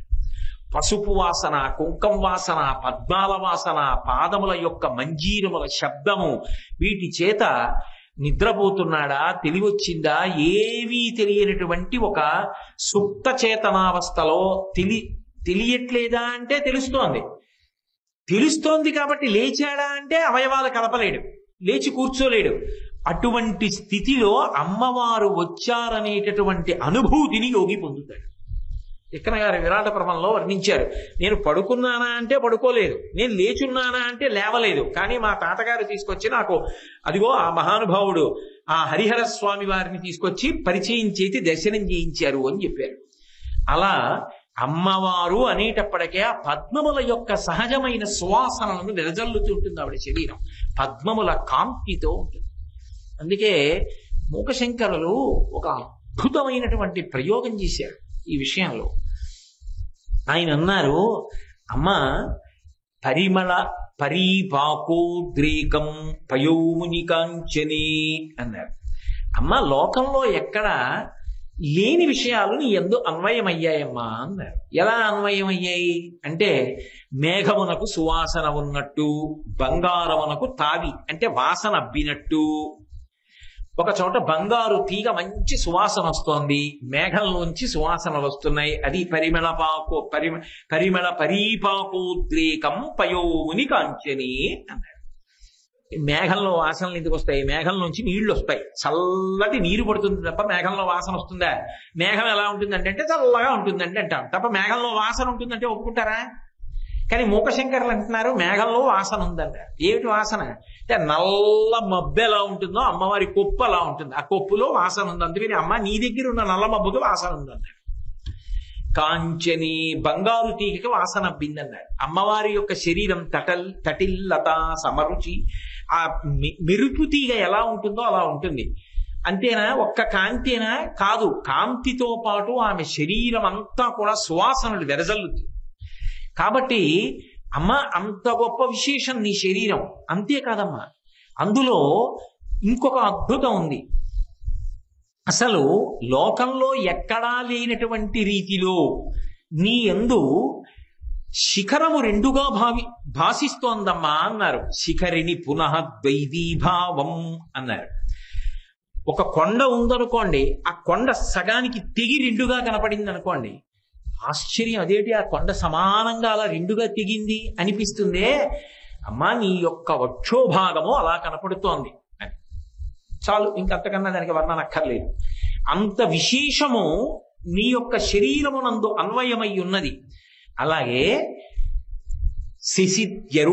అరుణతాపం, చంద్రుడిలో వేడి ఉండదు, సూర్యుడిలో వేడి ఉంటుంది. చంద్రుడిలో వేడి ఉందన్నారు అనుకోండి ఎవరన్నా, అదేమిటంటే అర్థం లేదు, చంద్రుడిలో వేడి ఏంటంటే చంద్రుడిలో చల్లతనం ఉంటుందంటారు. కానీ మూకశంకరులు అన్నారు శశిద్యరుణతాపం అన్నారు. చంద్రుడిలో వేడి కనపడుతోందమ్మా, ఆ విచిత్రం నీ శరీరంలో కనపడింది అన్నారు. ఎలా కనపడుతుంది అంటే, శశి అంటే అమ్మవారి యొక్క ముఖం పూర్ణ చంద్రబింబంలా ఉంటుంది.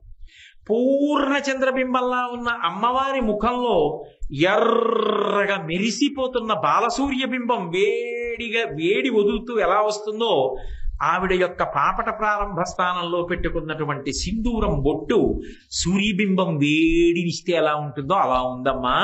అందుకని చంద్రబింబం లాంటి నీ ముఖంలో పాపట ప్రారంభ స్థానంలో పెట్టుకున్న సింధూరం బొట్టు అలా ఉంది. పోనీ అక్కడతో ఊరుకోలేదు, నీ శరీరమునందు ఇంకొక ఆశ్చర్యకరమైనటువంటి విశేషం ఉంది తల్లి అన్నారు. ఏమిటి అంటావా? అమ్మ, అసలు నీరు లేని చోట శంఖం ఉండదు, కానీ నీ శరీరంలో మాత్రం నీరు లేని చోట శంఖం ఉందమ్మా.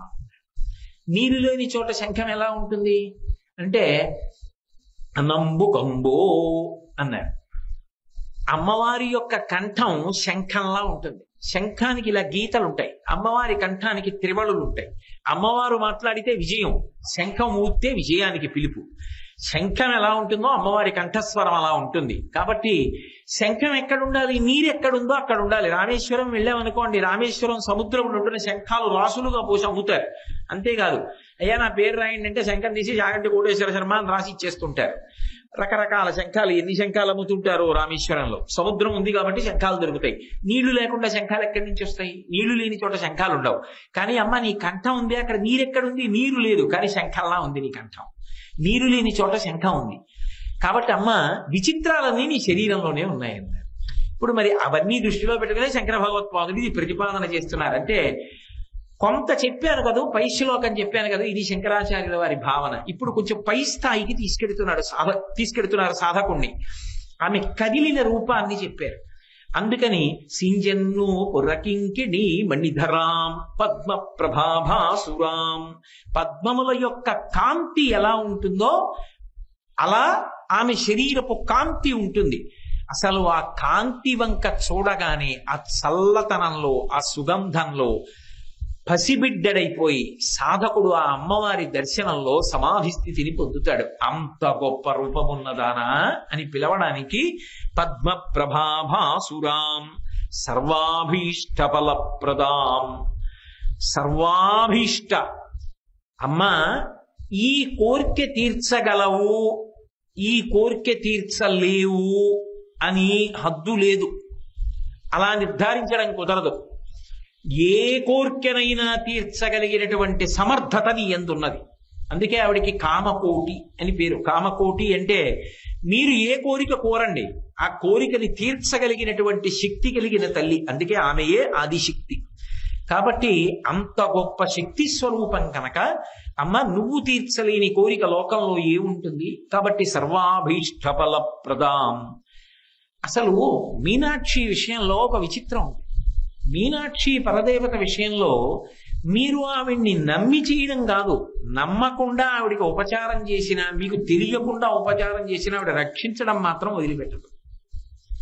ఎందుకని అంటే ఇప్పటికీ మధురైలో ఒక విశేషం ఉంది. మీరు కావాలంటే ఈ మాట మధురై వెళ్ళినప్పుడు చూడండి. అక్కడ ఒకప్పుడు 1812 సంవత్సరంలో రావు పీటర్ అనబడేటటువంటి కలెక్టర్ ఒక ఆయన మధురైని పరిపాలించాడు. ఆయన పరిపాలన చేసిన రోజుల్లో ఆయనకు అలవాటు ఉండేది. ఆయన పొద్దున్నే ఒకసారి అలా వ్యాహ్యాళిగా ఆరోగ్యం కోసం నడవడానికి వెళ్ళేవాడు. ఆయన ఏం పెట్టుకున్నాడంటే, అదేదో పవిత్రంగా నేను ప్రదక్షిణం చేస్తున్నానని కాదు, ఓసారి దేవాలయం చుట్టూ నడిచి తిరిగి వచ్చి తన గదిలోకి వెళ్ళిపోయేవాడు. మీనాక్షి దేవాలయానికి దగ్గరలోనే ఆయన మేడ ఉండేది. ఆయనకి అలవాటు ఏమిటంటే రోజు తిరిగి వచ్చి మేడ మీదకి వెళ్ళిపోతాడు. వెళ్ళిపోయి ఏదో ఆయన వ్యవహారం, పరిపాలన గొడవలో ఉంటాడు. మరి కలెక్టర్ గారంటే ఆ రోజుల నుంచి కూడా అధికారాలు విశేషంగా ఉన్నాయి కదా, ఆ పరిపాలనలో హడావిడిగా ఉంటాడు. ఒక రోజు మధురైలో బ్రహ్మాండమైనటువంటి వర్షం బయలుదేరింది. ఎక్కడి నుంచో ఒక 3 సంవత్సరాల పిల్ల పరుగున మేడ మీద పడుకున్న కలెక్టర్ గారి దగ్గరికి వెళ్ళిపోయింది. ఆమె వెళ్ళిపోతున్నప్పుడు అక్కడ ఉన్నటువంటి రక్షక భటులందరూ కూడా నిరుత్తురులైపోయి ఆ పిల్లని చూస్తూ ఉండిపోయారు. ఎవరూ ఆ పిల్లని ఆపలేకపోయారు. ఆ పిల్ల పరుగున వెళ్ళిపోయింది. వెళ్ళిపోయి పడుకుని నిద్రపోతున్నాడు కలెక్టర్ గారు. ఆ నిద్రపోతున్న కలెక్టర్ పీటర్ గారిని గట్టిగా కొట్టి లేపింది. తొందరగా రా కిందకి అని చెయ్యి పట్టుకుని మేడ మించి బర్ర మెట్ల మించి తీసుకొచ్చి దూరంగా తీసుకెళ్లిపోయింది. ఆ ఇంట్లోంచి ఆ పిల్ల కలెక్టర్ గారిని దూరంగా తీసుకెళ్లిపోయింది. నిశ్చేష్టులైపోయిన వాళ్ళు ఆపలేదు సరికదా, రక్షక బలం అంతా కూడా వెనకాల దూరంగా వెళ్ళిపోయింది. వాళ్ళంత దూరం వెలిగిపోయారు, పిడుగు పడిపోయి ఆ ఇల్లు కాలిపోయింది. ఆ పిల్ల కోసం చూశాడు ఆ కలెక్టర్, ఆ పిల్ల కనపడలేదు. ఆయనకి అర్థమైంది, తెలిసో తెలియకో మీనాక్షి పరదేవత దేవాలయానికి ప్రదక్షిణం చేశా. ప్రతిరోజు పాదరక్షలతో చేశానో, ఎందుకు చేశానో, తెలిసి చేశానో తెలియక చేశానో, భక్తితో చేశానో భక్తి లేకుండా చేశానో, కానీ గుడి చుట్టూ తిరిగి వస్తాననేవాడిని అని పొద్దున్నే వ్యాహ్యాళి కోసం గుడి చుట్టూ తిరిగి వచ్చా. తిరిగి వచ్చినందుకు పిడుగు పడి చచ్చిపోవలసిన వాణ్ణి నన్ను బాలాస్వరూపంగా వచ్చి చెయ్యి పట్టుకి కిందకి తీసుకెళ్ళింది, కాపాడింది నా తల్లిని 297 అపూర్వమైనటువంటి మణులతో ఆవిడ గుర్రం మీద వెడుతున్న రూపం గురించి నేను మీతో మనవి చేసి ఉన్నాను కదా. భారతదేశంలో ఎక్కడా లేదు అటువంటి విశేషం. అలా ఆవిడ గుర్రం ఎక్కినప్పుడు మా తల్లి ఆ గుర్రపు జీనుకి వేలాడుతున్నటువంటి తాడుకి ఆవిడ పాదాలు పెట్టుకోవడానికి 2 కుక్కేలు లాంటివి ఉంటాయి, అందులో పాదాలు పెడతారు. అందులో ఇక పైన ఆమె పాదములు పెట్టకూడదు. నన్ను కాపాడిన తల్లి కాబట్టి నేను మణులతో వజ్ర వైఢూర్యములతో చేయించినటువంటి ఈ 2 కుక్కేలలో ఆవిడ పాదములు పెట్టి గుర్రం మీద వెళ్ళాలి అని అశ్వంకి యొక్క జీనుకి 2 అటువంటి కుక్కేలు చేయించాడు. అసలు వాటి ఫోటో చూస్తే చాలు మీరు మురిసిపోతారు. అసలు అబ్బా ఏవి కొక్కాలండి అని. అందులో కాళ్ళు పెడుతుంది మీనాక్షి, పెట్టి ఆ గుర్రం మీద పెడుతుంది. ఆ గుర్రం మీద వెడుతున్నప్పుడు ఆ ఉత్సవాలకి వెళ్ళాలి. ఆ ఉత్సవాలు ఎప్పుడు ఉన్నాయి ఏమిటి ఆ తేదీలు కనుక్కొని ప్రణాళిక వేసుకుని మధురై వెళ్ళి ఓ 10 రోజులు ఉండి అవన్నీ చూసి వస్తే తప్ప మన జన్మ ఎలా ధన్యం అవుతుంది. కాబట్టి అంత గొప్పగా అశ్వవాహనం మీద పెడుతుంది నా తల్లి సామ్రాజ్ఞిగా. అది ఎవరు ఈ ధర్మానికి చెందినవాడు కాడు, అమ్మవారి గుడి చుట్టూ తిరిగినందుకు పీటర్ అనబడేటటువంటి కలెక్టర్ని కాపాడింది ఆవిడోసారి. సర్వాభీష్ట ఫలప్రదాం, ఎవరో ఏ దేశానికో చెందిన వర్తకుడు ఓడ ప్రారంభం చేసి ఓడ మీద వ్యాపారానికి ఎడుతున్నాడు. వెడుతూ అమ్మవారి గుడి దగ్గరికి వచ్చి, అమ్మాయి ఎంతో డబ్బు ఖర్చు పెట్టి నౌకా నిర్మాణం చేయించాను, ఎక్కడో ఖండాంతరంలో వ్యాపారం చేయడానికి సముద్రంలో బయలుదేరుతున్నాను, ఎన్నో ఉత్పాతములు ఉంటాయి, అమ్మా నా ఓడ నశించిపోకుండా నేను నశించిపోకుండా క్షేమంగా వ్యాపారంలో లాభాలు సంపాదించి తిరిగి వచ్చేటట్టుగా నన్ను అనుగ్రహించు, వచ్చి నీ దర్శనం చేస్తానని అమ్మా నా ఓడ నీ రూపమే అని నమ్ముకుని సముద్రంలో నువ్వే నన్ను కాపాడుతున్నావని నా ఓడకి నీ పేరు పెట్టుకుంటానని ఆ ఓడ పేరు MVSSM మీనాక్షి. మీరు కావాలంటే మెరైన్ హిస్టరీలో ఉంది ఆ పేరు ఇప్పటికీ. అది ఆ SSM మీనాక్షి అని పేరు పెట్టుకున్నాడు ఆ నౌకకి. పెట్టుకుని అందులో వ్యాపారానికి వెళ్ళాడు. వెళితే నిజంగా సముద్రంలో ఎన్ని తుఫాన్లు వచ్చాయో ఆ నౌకతో వెళ్ళిన నౌకలన్నీ మునిగిపోయాయి. ఆ ఒక్క నౌక విపరీతంగా లాభాలు సంపాదించుకుని యజమాని తిరిగి వచ్చాడు. తిరిగి వచ్చి అమ్మవారికి నైవేద్యం పెట్టడానికి పెద్ద వెండి గంగాళం చేయించాడు. ఆ వెండి గంగాళంలోనే అమ్మవారికి నైవేద్యాలు పెట్టాయి ఇప్పటికీ. సర్వాభీష్ట ఫలప్రదాం, ఆ తల్లి రక్షించనిది ఎవరిని? ఒకానొకప్పుడు వరగుణ పాండ్యన్ అని పేరు కలిగినటువంటి రాజు ఆ మధురై రాజ్యాన్ని పరిపాలన చేస్తున్నాడు. ఆ పరిపాలన చేసేటటువంటి రోజులలో ఆయన ఒక రోజున రథం మీద వెళ్ళిపోతున్నాడు. ఆయన నిజంగా పేరుకు తగ్గవాడు, వరగుణ పాండ్యన్, మంచి గుణములు కలిగినవాడు. కానీ పాపం ఆయన దోషం లేదు. ఒక బ్రాహ్మణుడు, మహావిద్వాంసుడు, సరస్వతి స్వాధీనుడు, అపారమైనటువంటి వినయము కలిగినటువంటి వాడు. మహారాజు గారు అలా వెళ్ళిపోతుంటే అక్కడ నిలబడ్డాడు. సటుక్కున గుర్రాలు అదుపు తప్పి ఆ రథం ఇటు తిరగడంలో ఆయన కింద పడ్డాడు. ఆయన నుంచి రథం వెళ్ళిపోయింది, ఆయన మరణించాడు. ఈ దోషం ఎలా పోతుందని అడిగాడు.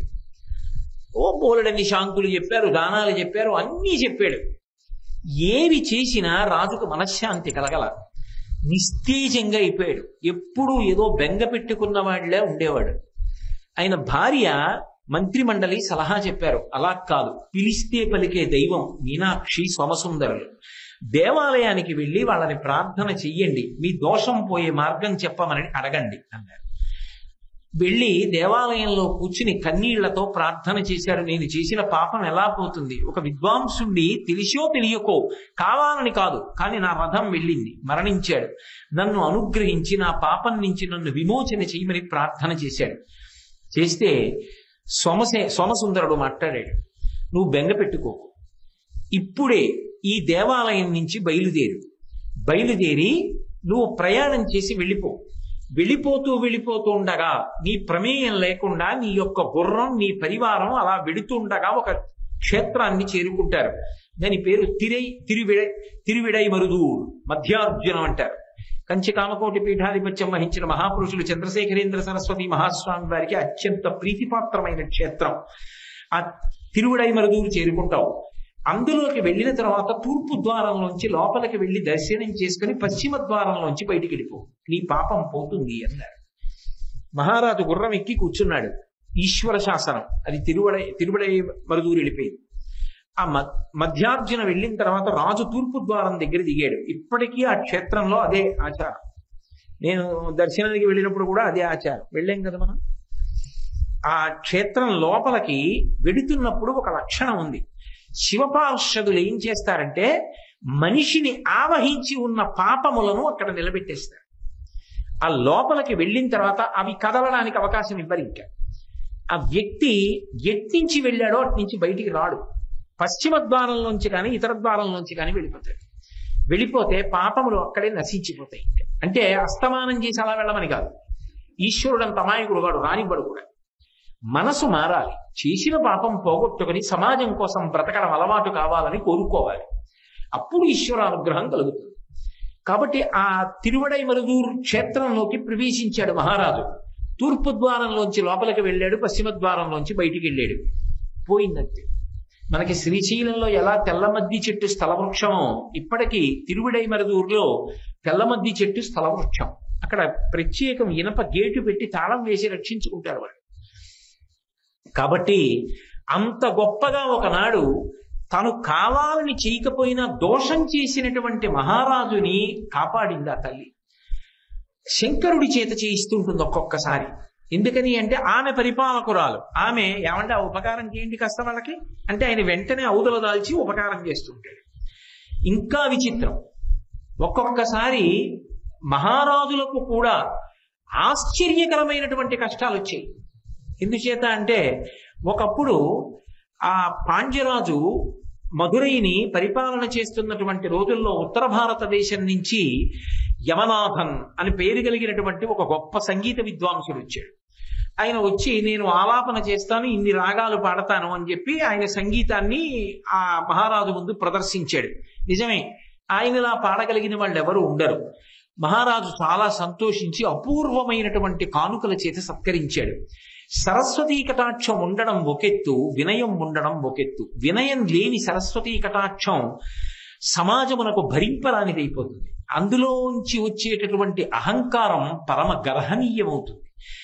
బంగారానికి తావి అబ్బినట్టుగా సరస్వతీ కటాక్షం పక్కన వినయం ఉంటేనే అది భగవంతుని యొక్క అనుగ్రహానికి పాత్రమవుతుంది తప్ప, లేకపోతే అది తనకీ బరువు సమాజానికి బరువు తప్ప అది ఉపయుక్తము కాదు. ఈ మహారాజు ఇచ్చినటువంటి కానుకలు అందుకుని వెళ్ళిపోవలసినటువంటి ఆ యమనాథన్ అనబడేటటువంటి సంగీత విద్వాంసుడు తీసుకుని వెళ్ళలేరు సరికదా. మహారాజుని చిన్నబుచ్చి మాట్లాడాడు.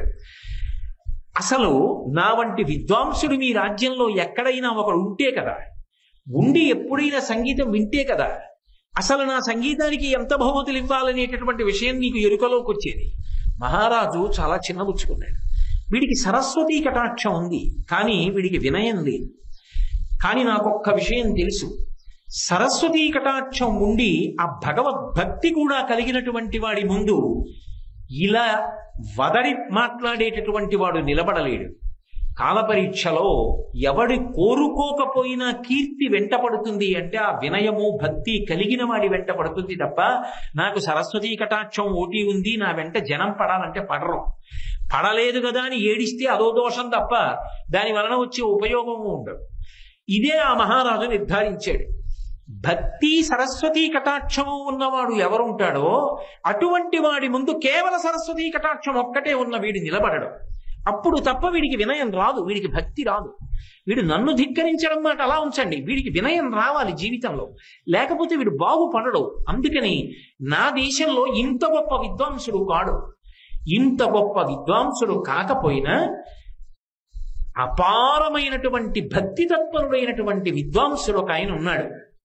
కాబట్టి నేను ఆయన్ని పిలుస్తాను అని చెప్పి ఆయనకి కబురు చేశాడు. కబురు చేస్తే ఆయన ముందు భయపడ్డాడు. పాణివట్టరన్ ఆయన పేరు.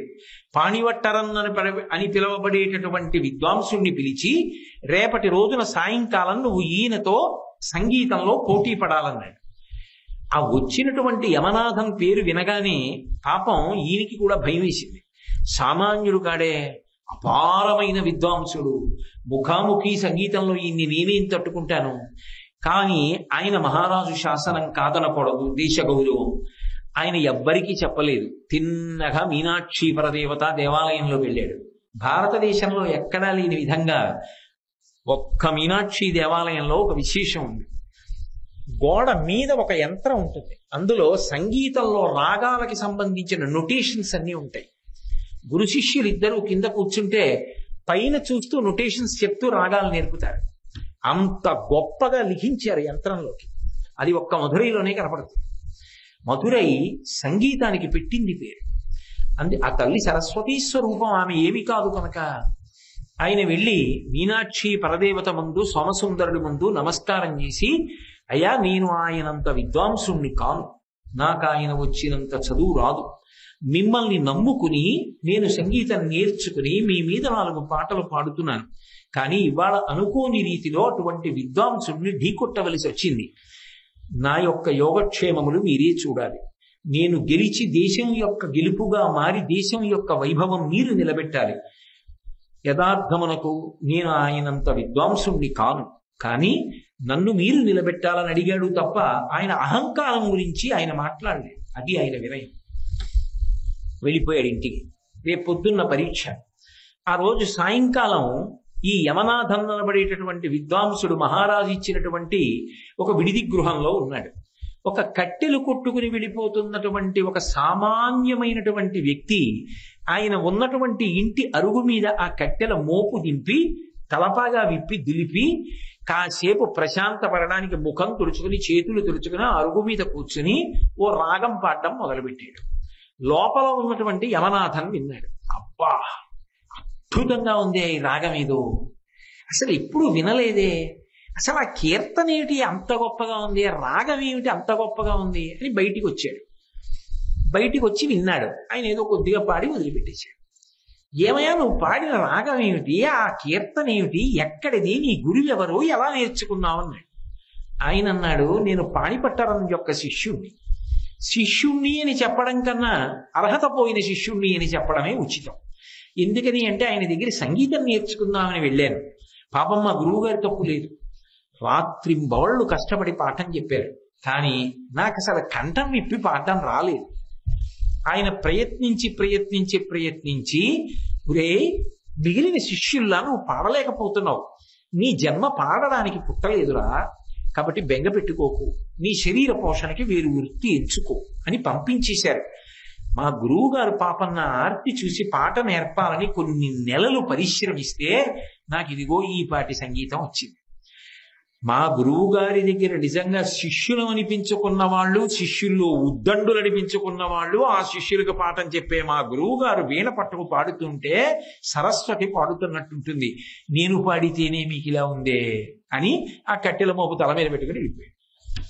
లోపల ఉన్న యమనాథన్ ఆలోచించాడు, అసలు పాణిపట్టరం దగ్గర సంగీతం నేర్చుకోవడానికి పనికి రాకుండా పోయి కట్టెలు కొట్టుకుని అమ్ముకుని శరీరాన్ని పోషించుకుంటున్నటువంటి ఒక వ్యక్తి పాడినటువంటి రాగంలోని ఆలాపన ఇలా ఉంటే, ఇంకా శిష్యులతో వచ్చి రేపు పొద్దున్న రాజ్యసభలో కూర్చొని ఆయన పాట పాడితే నా బ్రతుకు ఏమైపోతుంది? నేనేం పాడతాను? అసలు పాడడం కాదు, ఆయన పాట వింటూ అలా ఉండిపోతాను. ఎందుకు వచ్చిన గొడవ రేపు తెల్లవారే వరకు ఈ ఊళ్ళో ఉంటుందని మోటా ముల్లే సర్దుకుని ఎవరు గుర్తుపట్టకుండా తలపాకా చుట్టుకుని రాత్రి మధురై విడిచిపెట్టి వెళ్ళిపోయాడు. మరునాడు పొద్దున్న మామూలుగా పాణిపట్టరం సభకి వెళ్ళాడు. కబురు చేయండి, విడిది నుంచి గౌరవంగా తీసుకురండి అన్నారు. ఏడి రాత్రికి రాత్రి మూట సర్ది వెళ్ళిపోయాడు అన్నారు. సుందరేశ్వరుడి యొక్క లీల, మీనాక్షి పరదేవత యొక్క లీల సర్వాభీష్ట వరప్రదాం. దేశం యొక్క కీర్తిని కాపాడిందా? వినయం ఎక్కడ ఉంటుందో అక్కడ నేనున్నాను సుమా, నేను కాపాడుతాను సుమా, బెంగ పెట్టుకోకండి అని ఆ తల్లి సర్వకాలముల యందు సర్వ దేశముల యందు అందరికీ కూడా అభయం ఇవ్వడానికి సిద్ధంగా ఉందా? అందుకు మూకశంకరులు అంటారు మూకపంచశతిలో, హేరంబీచ గుహీచ హర్షభరితం వాత్సల్యమంకూరయన్ మారద్రోహిణి పూరుషే సహభువం ప్రేమాంకురం యుంజయన్ ఆనమ్రేషు జనీషు పూర్ణ కరుణా వైదగ్ధ్యముక్తాలయ కామాక్షి స్మితమంజరీ తవ కథం కారం మయా కథ్యతే అంటారు. అమ్మా, నీకు భర్త ఉన్నాడు, ఆయనంటే అపారమైన ప్రేమ. మారద్రోహిణి పురుషే సహభువం, అందరికీ భర్తలుంటారు. కానీ మీ ఆయన కాముణ్ణి కాల్చిన వాడిని తీసుకొచ్చి భర్తగా కూర్చోబెట్టుకున్నావు. అందరిలా కామ ఉన్న పురుషుడు కాడు మా ఆయన, కాముణ్ణి కాల్చినవాడు, నా తపస్సుకి మెచ్చి భర్త అయ్యాడు అని నువ్వు పొంగిపోతుంటావు మీ ఆయన్ని చూసుకుని. అటువంటి భర్త కాముణ్ణి కాల్చాడు, కాలుణ్ణి చంపాడు. అటువంటి వాడు లోకంలో ఇంకెక్కడున్నాడు? అంత గొప్ప భర్త.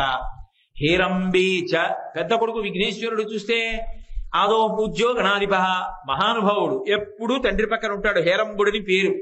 కాబట్టి తల్లి కొడుకుని కన్నప్పుడు ఏం కోరుకుంటుంది? తండ్రి గారి పక్కన ఉండి ఆసరా కావాలి అని కోరుకుంటుంది. ఆసరాయి ఎప్పుడూ తండ్రి పక్కన ఉన్నాడు. ఆయనకి చేయడానికి ఏమీ లేదు. గుహేచ, రెండవ వాడు గుహుడు. గుహుడు అంటే ఆత్మగుహ, మహాజ్ఞాని, సుబ్రహ్మణ్యుడు, జ్యోతిస్వరూపంగా ఉంటాడు. నువ్వు ఆదిశక్తివి. కానీ అమ్మా, లోకంలో ఏ స్త్రీకైనా అంత శక్తి ఉంటే ఏమనిపిస్తుంది? మా ఆయనకి ఏమైనా చేసి పెడదామని ఉంటుంది. మీ ఆయనకి ఏమైనా చేసి పెట్టడానికి ఆయనకి ఏం కావాలమ్మా? నీకన్నా శక్తివంతుడు ఆయనే. పోనీ పెద్ద అబ్బాయికి ఏమైనా చేసి పెడతామంటే ఎందులో వెనకబడ్డాడని చేసి పెడతావు? అన్నీ వచ్చు, సమస్త విద్యలకు ఆలవాలం, సిద్ధి బుద్ధి ఆయన భార్యలు. పోనీ చిన్న కొడుక్కి ఏమైనా చేద్దామంటే సాక్షాత్తు జ్ఞానస్వరూపం, ఆయనకేం చేయాలి? అమ్మా, నీ దగ్గర చూస్తే బోలెడంత శక్తి ఉంది. పోయి ఇంట్లో వాళ్ళకి ఏమైనా చేద్దామంటే భర్తకి అక్కర్లేదు, పిల్లలకి అక్కర్లేదు, వాళ్ళు అంత గొప్పవాళ్ళు అయిపోయారు, నీకు తృప్తి. మరి ఏం చేస్తావు అంటే, ఎవడైనా వచ్చి ఇలా అని అమ్మా నాకు కావాలనేవాడు ఉంటాడేమో, వాడికి ఇచ్చేద్దామని చూస్తున్నావు. ఆనంబ్రేషు జనేషు పూర్ణ కరుణా వైదగ్ధ్యముత్తాలయ, ఇలా అంటే చాలమ్మా, నీ దగ్గరికి వచ్చి సర్వాభీష్టవర ప్రదాం, వాళ్ళ కోరికలు తీర్చడానికి సిద్ధంగా ఉంటావు. కాబట్టి ఆ అమ్మవారి యొక్క అనుగ్రహం అంత గొప్పగా ఉంటుందని నేను ఏదో అక్కడక్కడ మధురై చరిత్రలోంచి కొన్ని సందర్భాలని మీకు మనవి చేస్తున్నా. ఎందుకంటే ఆవిడ మీనాక్షి పరదేవతగా, ఆవిడ సోమసుందరుడు కలిసి ఎంతమంది భక్తులకు ఎన్ని కోరికలు తీర్చారో ఆ మధురై చరిత్ర చదువుతుంటే, ఆ భక్త విలాసాలు చదువుతుంటే ఆశ్చర్యంగా ఉంటుంది. కాబట్టి అటువంటి తల్లి కనుక సర్వాభీష్ట బలప్రదాం గిరిసుతాం. అమ్మా, నువ్వు కూతురై వస్తే నిజంగా అవతలవాడి ఘనత వల్ల కూతురిగా నిన్ను కన్నాడా? అవతలవాడికి కూతురై వచ్చి ఘనత పెంచావా? ఘనత పెంచావు. ఎందుకని అంటే, లోకంలో చూడండి, ఆడపిల్లకి తండ్రి చాలా గొప్పవాడు అనుకోండి, లబ్ధప్రతిష్ఠుడు, ఖండాంతర కీర్తిని సముపార్జించిన వాడు అనుకోండి. నేనండి ఫలానా వారి అమ్మాయిని, ఫలానా ఆయన మా నాన్నగారే అని చెప్పుకుంటుంది. ఖండాంతరం వెళ్ళిపోయినా కూడా నేను ఫలానా వారి అమ్మాయిని అని చెప్తుంది. ఎందుకని? తండ్రి అంత కీర్తి సంపాదించాడు కాబట్టి. ఆయన కుమార్తెను అని చెప్పుకోవడంలో ఆ పిల్లకు సంతోషం ఉంటుంది. కానీ అమ్మ, నువ్వు కూతురుగా వస్తే ఫలానా వారి కూతురునని నువ్వు చెప్పుకోవడం కాదు, ఆవిడ్ని కూతురుగా పొందాడని వాడి జన్మ సార్థక్యం అయిపోయి చరిత్రలో మిగిలిపోతాడు. కాబట్టి గిరిసుతాం, హిమగిరికి కూతురై నువ్వు తండ్రి పేరు చెప్పుకున్నావా? ఆమె నా కూతురై నా జన్మ తరించిందని హిమవంతుడు చెప్పుకున్నాడా? హిమవంతుడు చెప్పుకున్నాడు. నాకు కూతురై వచ్చింది అని హైమవతి అని పేరు పెట్టి, నా పేరు ఆ పేరులో కలిసింది, నా కుమార్తె అయింది అని పరవశించిపోయాడు. కాబట్టి గిరులలోనొక్క గిరినైన నా పేరు వెలయ చేసి తిట్లు ఇందువదన, నీకు తండ్రినైతే నాకింత చాలదే, ఇది మహాద్భుతంబు ఇందువదన అంటాడు వీరభద్ర విజయంలో పోతన గారి హిమవంతుడు. ఆ హిమవంతుడు ఆ పార్వతీదేవిని చూసుకుని పొంగిపోయి, అమ్మా, నువ్వు నాకు కూతురయ్యావు తప్ప నేను నిజంగా నీకు తండ్రిని అవుతానా? సాధ్యమా అమ్మా నిన్ను కూతురుగా పొందడం? అనుగ్రహించావు, నీకు కూతురుగా వస్తాను లేరా అన్నావు. వస్తే ఏమైంది అంటే, కరాగ్రీణ స్పృష్టం దుర్హిణగిరినా అని శంకరాచార్యులు గారు సౌందర్యలహరిలో అన్నట్టుగా, లోకంలో అందరూ అన్నపూర్ణమ్మ దగ్గరికి వెళ్ళి భిక్షాందేహి కృపావలంబనకరి మాతా అన్నపూర్ణేశ్వరి అంటారమ్మా, అన్నం పెట్టమ్మా అంటారు. ఇప్పుడు హిమవంతుడు తండ్రి అయితే ఏం చేశాడు? ఆవిడ పార్వతీదేవిని తెలుసు, పర్వతరాజపుత్రి అయింది కాబట్టి పార్వతి, ఇప్పుడు ఆయన పేరు ప్రకాశిస్తోంది. ఏం చేశాడు? ఇలా గడ్డం పుచ్చుకొని, అమ్మ నా తల్లి కదూ, నా కన్న కదూ, నా బుజ్జి కదూ, అన్నం తిను, లేకపోతే బొజ్జలో ఆకలేదు, తినమ్మా, అమ్మ మాట వినమ్మా అని బుజ్జగించాడు. అందరూ అన్నం పెట్టమ్మా అని ఆవిడ దగ్గరికి వెడితే అన్నం తినమ్మా అని హిమవంతుడు అన్నాడు. ఎంత అదృష్టవంతుడయ్యాడు హిమవంతుడని మనం అంటున్నామా లేదా? శంకరులంతటి వారు సౌందర్యలహరిలో, అమ్మా హిమవంతుడు ఎంత అదృష్టవంతుడమ్మా, నీ గడ్డం పట్టుకుని ఇలా కుడి చేత్తో నిన్ను బతిమాలాడా, ఎంత అదృష్టవంతుడమ్మా. అందరూ అన్నం పెట్టమని అడిగితే ఆయన గడ్డం పట్టుకుని, అమ్మా అన్నం తినమ్మా, ఆటలు ఆడడం కాదమ్మా, కాసేపు బజ్జో అమ్మా, మంచి గౌన్ వేసుకోనాన్న, మంచి నగలు పెట్టుకోనాన్న, అందరికీ అన్ని ఇచ్చే తల్లికి హిమవంతుడు చేయించి ఇచ్చాడా? ఏం ఆశ్చర్యం. అంటే ఇప్పుడు శంకరాచార్యులు వారు నువ్వు హిమవంతుడికి కూతురుగా వచ్చావంటున్నారా? నువ్వు కూతురుగా వచ్చి వాళ్ళకి కీర్తి తెచ్చావంటున్నారా?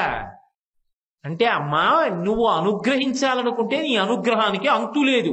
అమ్మా నువ్వు నా కూతురుగా రా అన్న వాళ్ళకి కూతురు అయిపోయి తండ్రికి ఖ్యాతి తెచ్చావు. ఇది నీ అనుగ్రహ విశేషం. ఒకనాడు జనకుడికి కూతురై జానకి అని పేరు పెట్టుకుని జనకుడిని అనుగ్రహించావు. ఒకనాడు ఆకాశరాజుకి కూతురువై పద్మావతి అని పేరు పెట్టుకుని ఆకాశరాజును అనుగ్రహించావు. ఒకరాజు హిమవంతుడికి కూతురై వచ్చి పర్వతరాజపుత్రివై పార్వతి అని పేరు పెట్టుకుని హైమవతి అని పేరు పెట్టుకుని హిమవంతుడిని అనుగ్రహించావు. ఒకనాడు ఏదో ఆ కాత్యాయనుడు అనబడేటటువంటి మహర్షికి కుమార్తెగా వచ్చి కాత్యాయని అని పేరు పెట్టుకుని మహర్షిని అనుగ్రహించావు. ఒకనాడు దక్ష ప్రజాపతికి కుమార్తెగా వచ్చి దాక్షాయణి అని పేరు పెట్టుకుని దక్ష ప్రజాపతిని అనుగ్రహించావు. ఒకరోజు భృగువుని అనుగ్రహించి భార్గవి అని పెట్టుకుని భృగువుని అనుగ్రహించావు. నిజంగా నువ్వే ఇంతమందికి కూతుళ్ళయ్యావు. ఎప్పుడెప్పుడు ఎవరెవరు నిన్ను కూతురుగా రమ్మని అడిగారో వాళ్ళ కోరిక తీర్చడానికి వాళ్ళకి కూతురువై తండ్రి పేరుకి ఖ్యాతి తెచ్చావు. ఇది నీ గొప్పతనం కదమ్మా. లోకంలో తండ్రి నా కూతురు వల్ల నాకు మంచి పేరు రావాలని కోరుకుంటాడు.